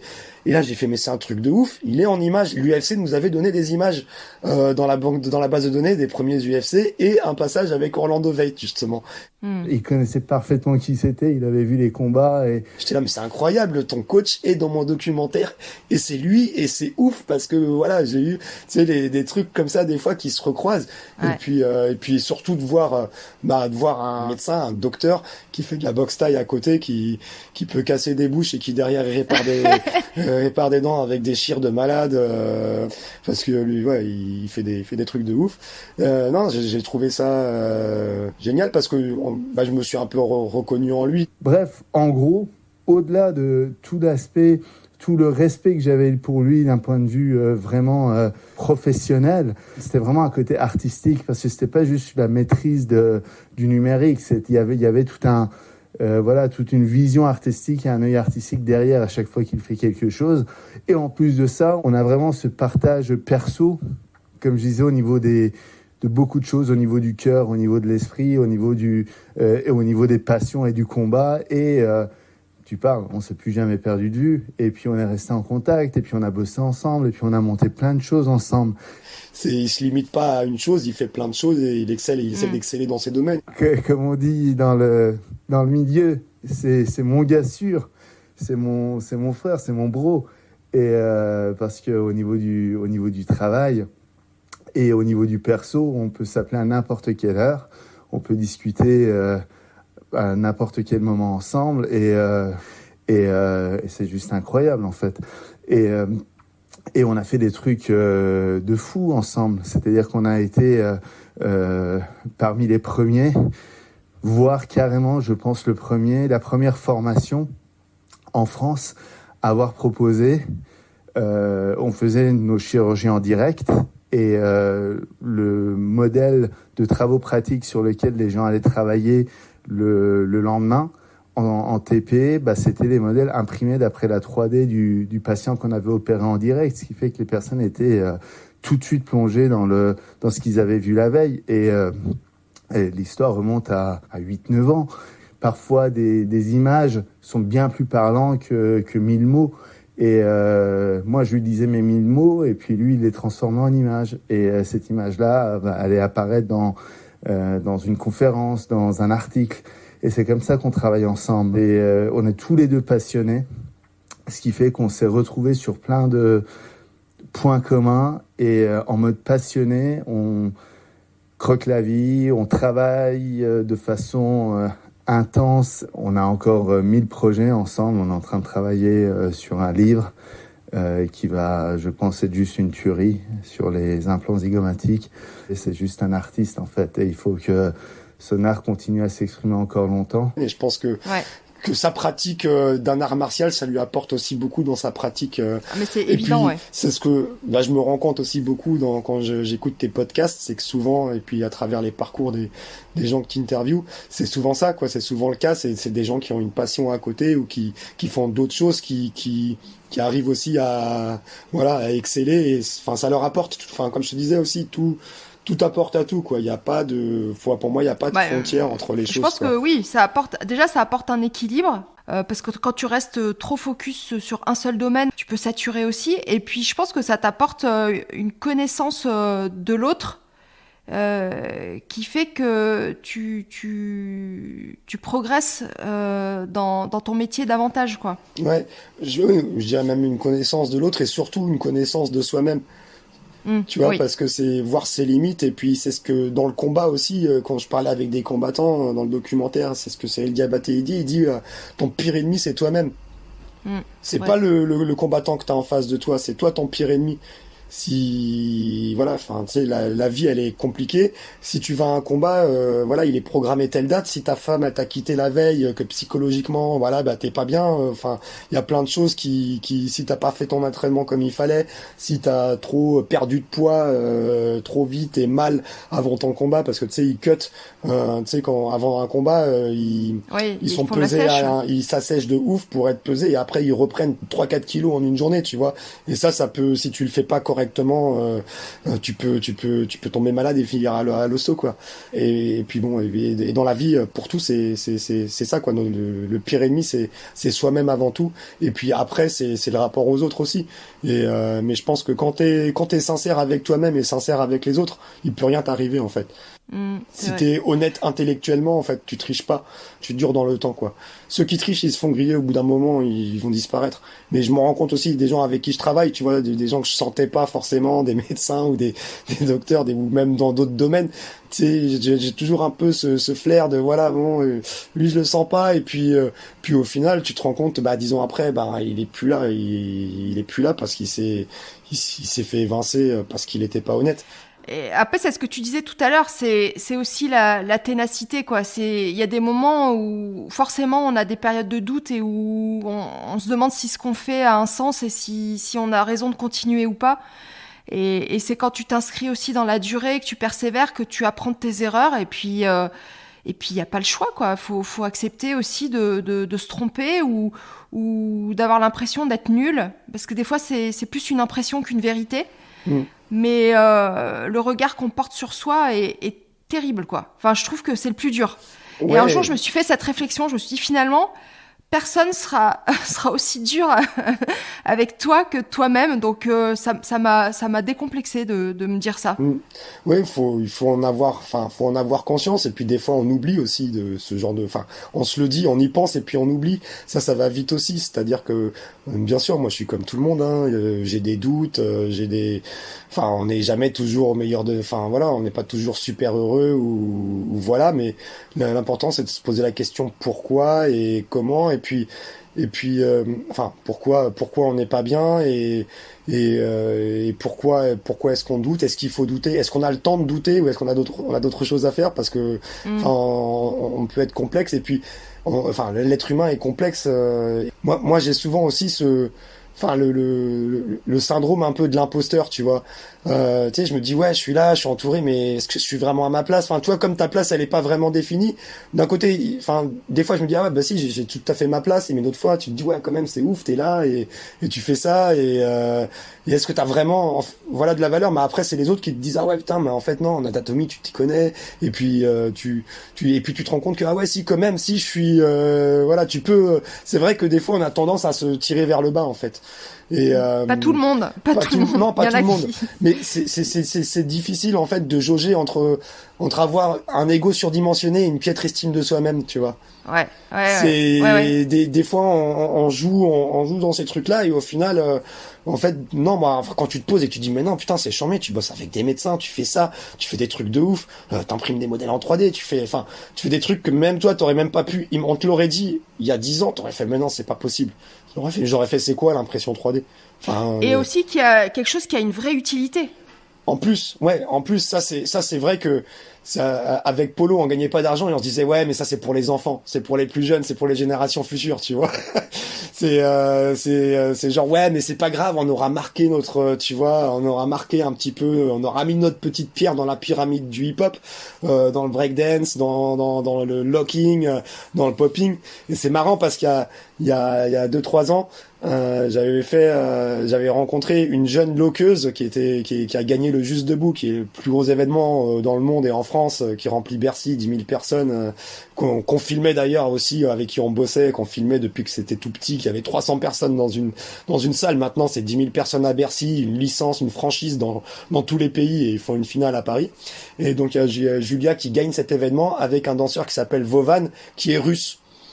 Donc un russe qui danse une danse afro-américaine, qui remporte, tu vois, une sorte de championnat du monde, on va dire, tu vois, dans cette danse-là, c'est très drôle. Et un jour, je le rencontre, ce mec, et il me dit, mais putain, si je danse, c'est à cause de toi et tout. J'ai vu Obsessive Funk et le DVD qu'on avait fait. C'est ça qui m'a fait accrocher. Et c'est pareil, Julia, à chaque fois, elle était là, elle me présentait, elle fait, ouais, c'est lui, il fait partie de ceux qui ont créé notre Bible, tu vois. Parce que c'est super quand t'as un retour comme ça, d'avoir suscité des déclics, d'avoir suscité des vocations ou des engagements comme ça. C'est super motivant, quoi. C'est ça a fait des petits sans forcément le vouloir, ou en tout cas en voulant que ça fasse des petits. Forcément, c'était fait pour que les gens voient les différents styles de lock et qu'ils apprécient. Mais au final, on m'aurait dit ouais, un jour il y aura un champion du monde russe qui aura commencé la danse grâce à ta vidéo. J'aurais fait non, c'est pas possible. Et puis et c'est ça aussi, quand tu fais beaucoup de choses, souvent tu oublies aussi ce que t'as fait en fait. Et Sphénoïde, ta boîte, tu l'as créée en 2016. Ouais. Donc finalement t'es passé du côté beaucoup plus entrepreneur, c'est-à-dire vraiment de te mettre à ton compte, de créer ta société, de déposer le nom de ta marque. C'est quoi qui t'a incité à faire ça?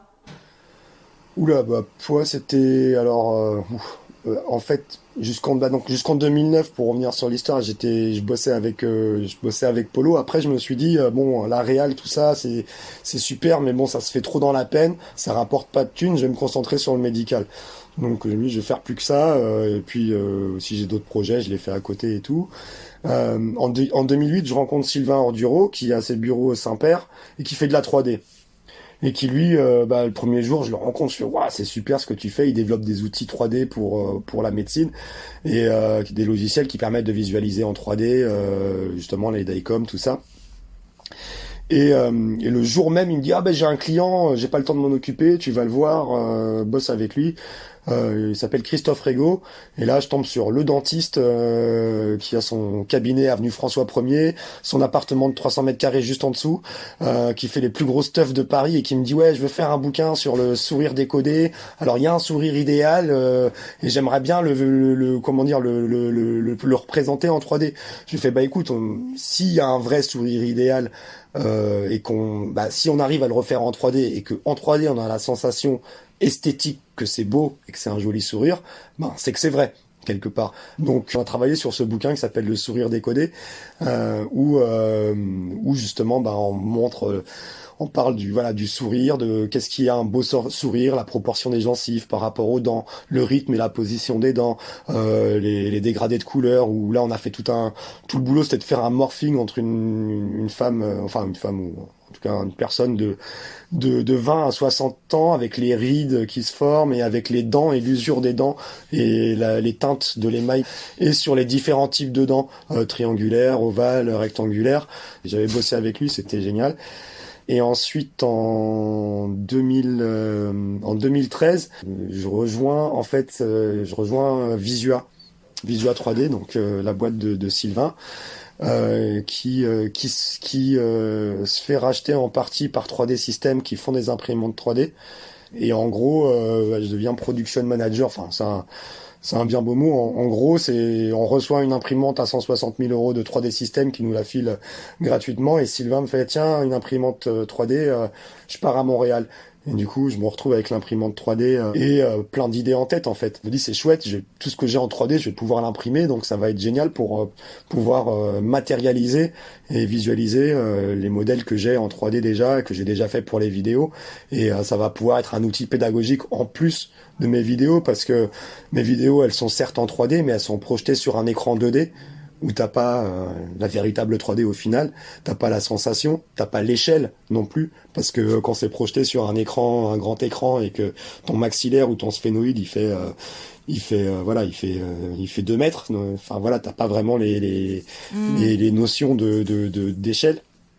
Et puis il y a l'aptonomie, le fait de l'apprentissage par le toucher. C'est-à-dire que je pense que quand tu touches un objet, et quand tu le tournes vraiment dans ta main, le toucher, c'est une forme aussi d'apprentissage. Et j'ai l'imprimante, et puis je commence à imprimer des modèles. Donc au départ, c'est juste la vocation de me dire pédagogique, pour que ce soit un plus pour les étudiants, et puis parce que justement c'est difficile de disséquer la mandibule et de sortir le nerf, le nerf infraorbitaire, le nerf du foramen mentonnier, ou de montrer le parcours du nerf infraorbitaire, par où il passe, derrière le maxillaire, qui ressort sur la face avant. Tout ça, je me dis c'est super, ça, c'est un nouveau jouet pour pouvoir améliorer l'apprentissage de l'anatomie. Et moi j'ai eu l'occasion de travailler sur tes modèles à Parosphère, et c'est comme ça qu'on s'est rencontrés. Oui. Donc là t'arrives maintenant à faire des modèles qui sont une vraie avancée pour l'apprentissage, parce que tu vois, t'arrives à reproduire des défauts osseux, même le tissu. Je crois que tu t'embêtes pas mal d'ailleurs pour ça là. Tu sais, le tissu granuleux, le tissu inflammatoire que tu mets dans les poches paro. Le tartre, c'est vrai que quand on utilise les ultrasons, on a vraiment la même sensation que quand on fait un surfaçage. Ça t'a pris beaucoup de temps, ça, pour aller élaborer ces modèles. J'aimerais bien essayer de voir comment tu fais en fait, quels matériaux tu utilises, comment tu procèdes. En fait, c'est comme je te dis, j'avais cette machine, donc je commençais à faire des modèles pédagogiques, et puis un jour, comme ça, pour tester, je demande à Bernard, ouais, est-ce que tu veux pas poser un implant, faire un forage pour voir ce que ça donne, ce que ça fait. Et là, il fait un forage et il me fait, ah, c'est dingue, on passe à travers la corticale. Ah, c'est dingue, c'est les mêmes sensations. Et puis en posant l'implant, il me fait, ah, c'est dingue, c'est les mêmes torques. Et du coup, je fais, ah, c'est intéressant. Parce que comme en fait, à la base, on part d'un scanner, et à partir du moment où tu fais le bon paramétrage pour exporter la densité avec la partie corticale et puis la partie alvéolaire, après t'as pas exactement tout à fait le même détail, mais le hasard a fait que l'imprimante que j'utilisais, qui est en fait c'est une poudre de plâtre, en fait c'est du plâtre, une sorte de plâtre. Fort la formule, on va dire, elle est gardée par les fabricants, mais c'est du plâtre qui est encollé avec de la couleur. En fait, c'est ça aussi qui est bien avec cette imprimante, c'est que tu peux imprimer toutes les couleurs possibles. Tu peux imprimer les structures en interne, en rouge, et quand tu t'entraînes sur les modèles, si tu utilises de l'irrigation, avec la poudre et l'irrigation, les modèles ils saignent. Mais ça j'avais pas pensé en fait à la base. À la base, je me suis dit, je vais le représenter, et puis le hasard a fait que si tu mets de l'irrigation, le modèle il saigne, super. Et puis ouais, ça réagit comme de l'os. Ensuite, j'ai fait une étude avec Tanguy Rouxel sur la mécanicité osseuse de ces modèles, où il a fait des tests de compression sur des trabicules qu'on avait imprimés avec cette imprimante là, et avec différents types de colle, parce qu'il y a un post-traitement d'encollage sur les pièces une fois qu'elles sont imprimées. Ça m'a permis déjà de déterminer qu'on avait la même courbe mécanique que de l'os, c'est-à-dire que on est en compression, on est pareil que sur tu comprimes un os, tu comprimes un de ces modèles, ça fait la même chose. Et puis je m'en étais rendu compte aussi parce que après avoir fait les tests en implanto, j'ai travaillé aussi avec Emmanuel Rassi qui fait de la maxillofaciale, et puis du coup on avait fait des obvégaisers où tu dois casser la mandibule après l'avoir coupée, tu dois faire une fracture, et on s'est rendu compte que pareil, les modèles se fracturaient comme dans la réalité, que quand il y avait des défauts, il pouvait y avoir des bad splits comme dans la réalité. Et là j'ai fait c'est intéressant, parce que ça pourrait être complémentaire des têtes en dissection, parce que quand tu dissèques, t'as pas le choix de ton sujet. C'est-à-dire que souvent avant les formations, ils étaient obligés d'extraire les dents pour avoir un édenté complet. Et puis si tu veux vraiment faire un Holon 4, un Holon 6, si t'as des alvéoles ou pas, et tu choisis pas, tu peux pas avoir le même modèle pour tout le monde en fait. Et pour les formations privées, il y a un coût relatif aux pièces anatomiques. Donc tu payes pas la pièce anatomique en tant que telle qui t'appartient, mais tu payes le travail de préparation, parce que les modèles, il faut qu'ils soient évidés, injectés au niveau des artères et des nerfs, etc. Donc ça a un certain coût. Et là, je me suis dit peut-être que et puis ce coût avait augmenté à l'université d'une année à l'autre. La Sapo Implant se trouvait un peu embêtée parce que leurs formations, elles sont vendues sur les 2 prochaines années, elles sont déjà remplies. C'est rempli, ouais. Pour pouvoir impacter le prix, pour que chacun puisse avoir une pièce anatomique, ça devenait compliqué au tarif que l'université faisait payer sur cette année-là. C'était quasiment le double. Je leur ai dit, on n'a qu'à imprimer, on va prendre 2 fois moins de sujets, on va imprimer des modèles, 20 modèles, comme ça, et les 40 participants pourront, avec une symétrie, comme ça, ils pourront s'entraîner à tour de rôle, pendant qu'il y en a qui seront sur le sujet anatomique, il y en aura qui seront sur le modèle imprimé en 3D, et du coup, ça a vachement bien fonctionné, et il y a cet intérêt que, on a un sujet qui est reproductible pour tout le monde. Donc, on peut faire la même chirurgie sur le même modèle, quoi. Et donc c'est là où ça a fait un peu tilt dans ma tête. Alors à l'époque, je bossais avec Sylvain. Donc je développais toute cette partie-là sur l'impression 3D et tout. Puis en plus, ils m'envoyaient, c'était genre ouais, va faire une conférence en Chine, va faire une conférence en Inde. J'étais parce que j'allais former des radiologues en Inde sur l'impression 3D et puis l'utilisation de Visua, parce qu'ils avaient créé un outil qui permettait justement à partir du DICOM avec des fonctionnalités, etc., de pouvoir sélectionner bien sa densité, pouvoir assigner des couleurs aux densités et d'exporter le modèle en impression 3D avec la couleur comme on voulait. Et puis je partais aussi avec lui dans tous les congrès radiologie au RSNA, à Chicago, à Vienne, partout où il y avait des gros congrès. Et c'est lui aussi du jour au lendemain qui me fait tiens, demain il y a 3D Systems qui vont venir en France. Le directeur de la partie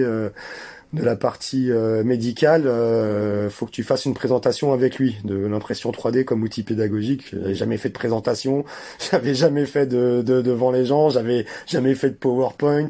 Mais en revanche, comme j'en faisais depuis des années, je faisais les vidéos et le contenu pour la Sapo et puis les différents clients avec qui je bossais, je voyais à peu près comment faire. Et puis là, il me fait, il faut que ce soit en anglais aussi.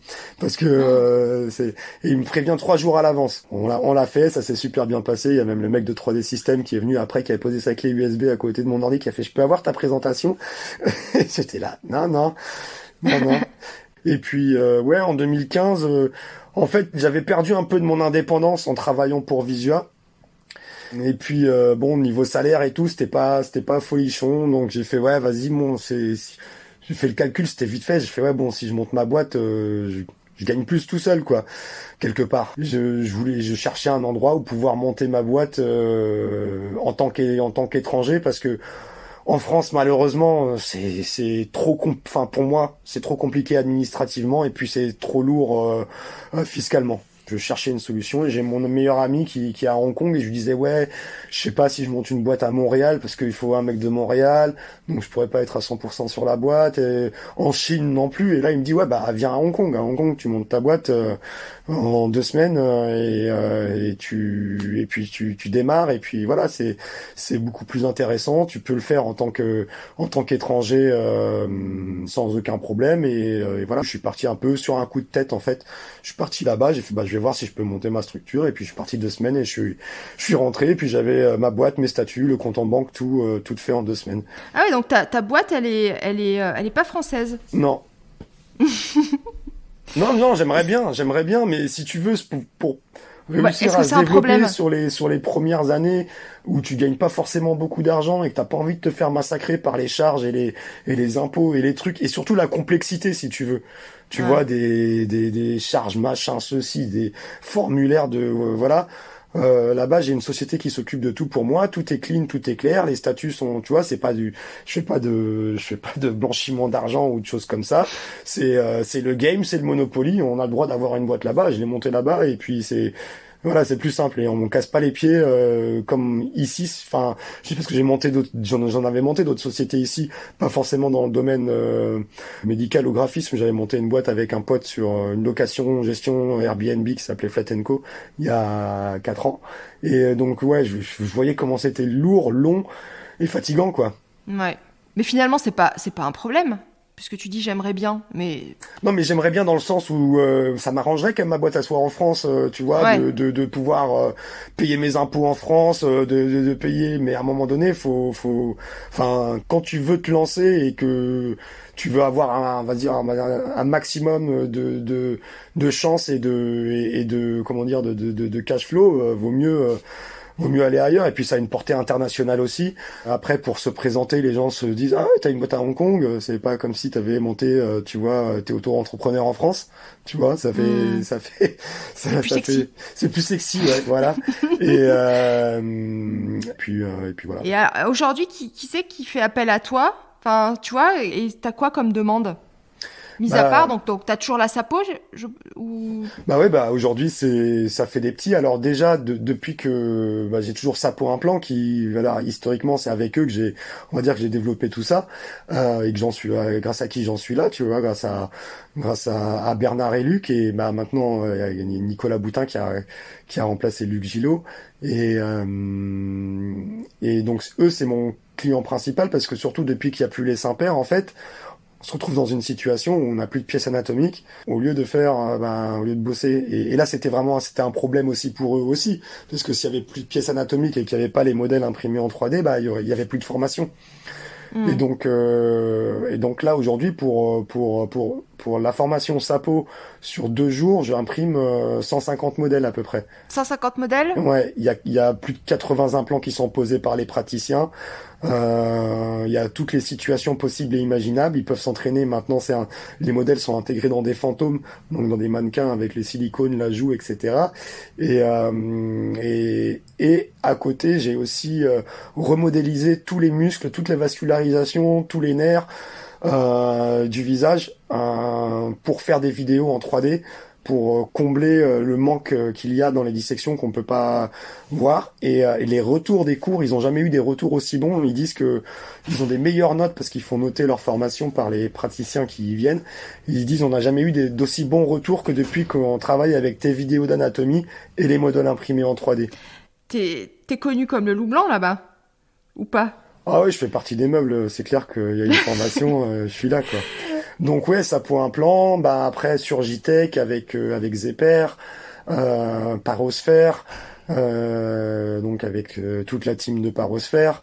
Je travaille aussi après avec Geistlich. Là, j'ai fait des modèles pour l'ADF. Et en gros, comme je fais des modèles customisés à la demande sur mesure, en fait, voilà, les personnes qui ont besoin font appel à moi. Là, j'en ai fait pour l'ADF aussi. Mais en général, c'est toujours à travers des médecins qui m'imposent un petit peu, parce qu'ils ont compris l'intérêt de mon travail et qui savent que je bosse bien, qui m'imposent un petit peu aux formations, aux événements ou aux fabricants. Tu vois, comme. T'es pas concurrencé? Alors si, enfin, il y a des gens qui peuvent le faire. Il y a d'autres personnes qui font à peu près la même chose, mais qui, je crois, sont beaucoup plus chers et qui n'ont pas le temps de réponse que moi j'ai. C'est-à-dire que voilà, moi en 2 semaines, le modèle ils sont imprimés, et il peut y avoir une première production d'une vingtaine ou même une centaine de modèles si nécessaire, et si c'est possible aussi en fonction du calendrier. Mais ouais, il y a ce côté, tu vois, on fait avec Sapo et avec Zepper, on fait des live training surgery où le matin ils opèrent un patient. Et l'après-midi, les praticiens s'entraînent sur le modèle. D'accord. Et là, avec le LIS, on a fait une formation qui s'appelle HOP, où là, il y a eu Mathieu Chotard et Colin qui ont fait 2 chirurgies le matin. Et l'après-midi, les gens, ils avaient les 2 modèles. Ils pouvaient s'entraîner sur les 2 modèles des chirurgies qui avaient été effectuées le matin. Et en plus, le cours, il est enregistré, il est filmé. Et maintenant, on fait des sortes de box qui sont vachement à la mode. Nous, on appelle ça des packs. Ou dans lequel ouais, les TP box. Ouais, voilà, là, c'est à peu près la même chose. T'as le cours, t'as les modèles, t'as les implants factices. Et du coup, tu peux commander cette box et tu peux t'entraîner dans ton cabinet avec les outils que t'as, si tu le souhaites. Ça, c'est bien, quoi. Ouais.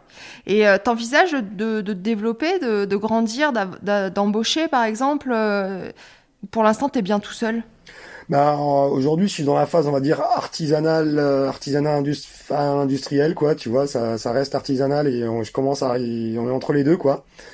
Et du coup, je réfléchis à comment faire un workflow sans moi, comment réussir à faire tourner la boîte sans moi.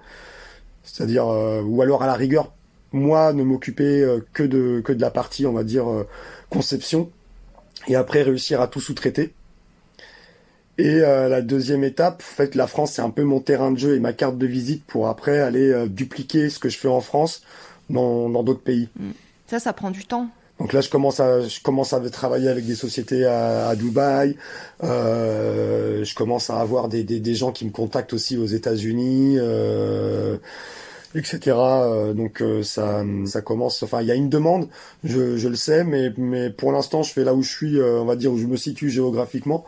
Linguistiquement et aussi en termes de, on va dire, de fame. Voilà, je suis de plus en plus de réseau en France. Ouais, le but c'est après de reproduire ce que je fais ici. Alors soit sous forme de licence où je dis voilà, j'ai un catalogue et je dis à des entrepreneurs qui sont dans d'autres pays, voilà, si vous voulez, vous me payez tant et puis vous pouvez, je vous donne la formule pour pouvoir imprimer les modèles et répondre à la demande pour le marché allemand, le marché italien, le marché au Maroc ou peu importe. Parce que c'est ça l'avantage de l'impression 3D, c'est que y a des imprimantes 3D que j'utilise, il y en a partout dans le monde. En fait, j'ai pas besoin de produire à un endroit et de l'envoyer. Quoique aujourd'hui, si c'est moi qui m'occupe de tout, parfois c'est le cas. Parce que c'est moi qui m'en occupe. Mais ouais, l'idéal, ce serait d'avoir dans chaque pays des partenaires qui ont les imprimantes et puis quand tu as des commandes, leur demander d'imprimer, de préparer les pièces et de les envoyer aux clients à côté pour éviter d'avoir des frais d'envoi, mais pareil, que ce soit des taxations, tu vois. Du coup, tes modèles ils reviennent moins chers, ils seront abordables, ils servent à des formations. Ouais. C'est ça aussi le problème, le nerf de la guerre, c'est aussi il faut réussir à rentrer dans une économie que les modèles ils soient suffisamment pas trop chers pour que ça intéresse une formation et suffisamment suffisamment cher pour toi pour que tu puisses gagner de l'argent dessus. Et malheureusement, si t'as ta boîte en France, que tu fais tout en France, tout ça, les modèles, ils prennent 45% tout de suite, tu vois, de tarif. Et ce tarif-là est prohibitoire pour les formations. Et du coup, voilà, c'est ça que je te disais. Malheureusement, si en France, c'était moins compliqué et que, tu pouvais, si tu veux, bosser dans des conditions, on va dire, correctes quand tu commences à entreprendre. Moi, je serais là, je jouerais le jeu à cette manière, quoi. Ouais, je comprends. Eh ben, écoute, il fait bientôt nuit. Ouais. Je te vois presque plus. C'était dense, ouais. Pourtant, j'ai allumé la lumière. Mais c'était le temps qu'il fallait parce qu'il y avait beaucoup de choses à voir. Et moi, j'étais très curieuse d'apprendre tout ça parce qu'on s'est croisés à plusieurs reprises. On avait déjà beaucoup échangé. Mais j'avais vraiment envie d'avoir l'histoire, quoi, parce que tout ça m'imbriquait pas, tu vois. Je me disais hip-hop, MMA, dentisterie. J'avais l'impression du grand écart de Jean-Claude Van Damme.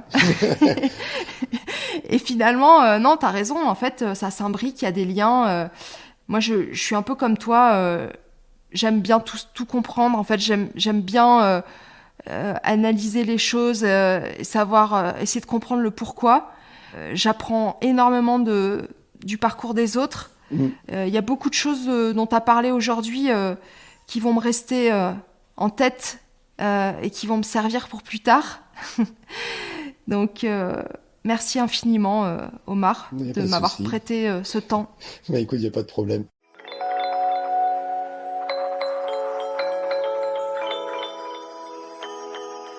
Vous venez d'écouter Entretien avec un dentiste. Je suis Florence Etcheverry, chirurgien dentiste et productrice de ce podcast. Vous pouvez retrouver toutes les références de cet épisode sur le site d'Entretien avec un dentiste. Pauline Bussy du son libre était au montage, le générique Soul Blue Tango est de Monica. Entretien avec un dentiste, c'est un vendredi sur 2 sur votre plateforme d'écoute préférée. Apple Podcast, Spotify, Deezer, Podcast Addict. Vous pouvez me laisser des étoiles, des commentaires et surtout en parler tout autour de vous. Et si vous voulez me parler de votre histoire, contactez-moi sur entretienavecundentiste@gmail.com. Je vous lirai et je vous répondrai.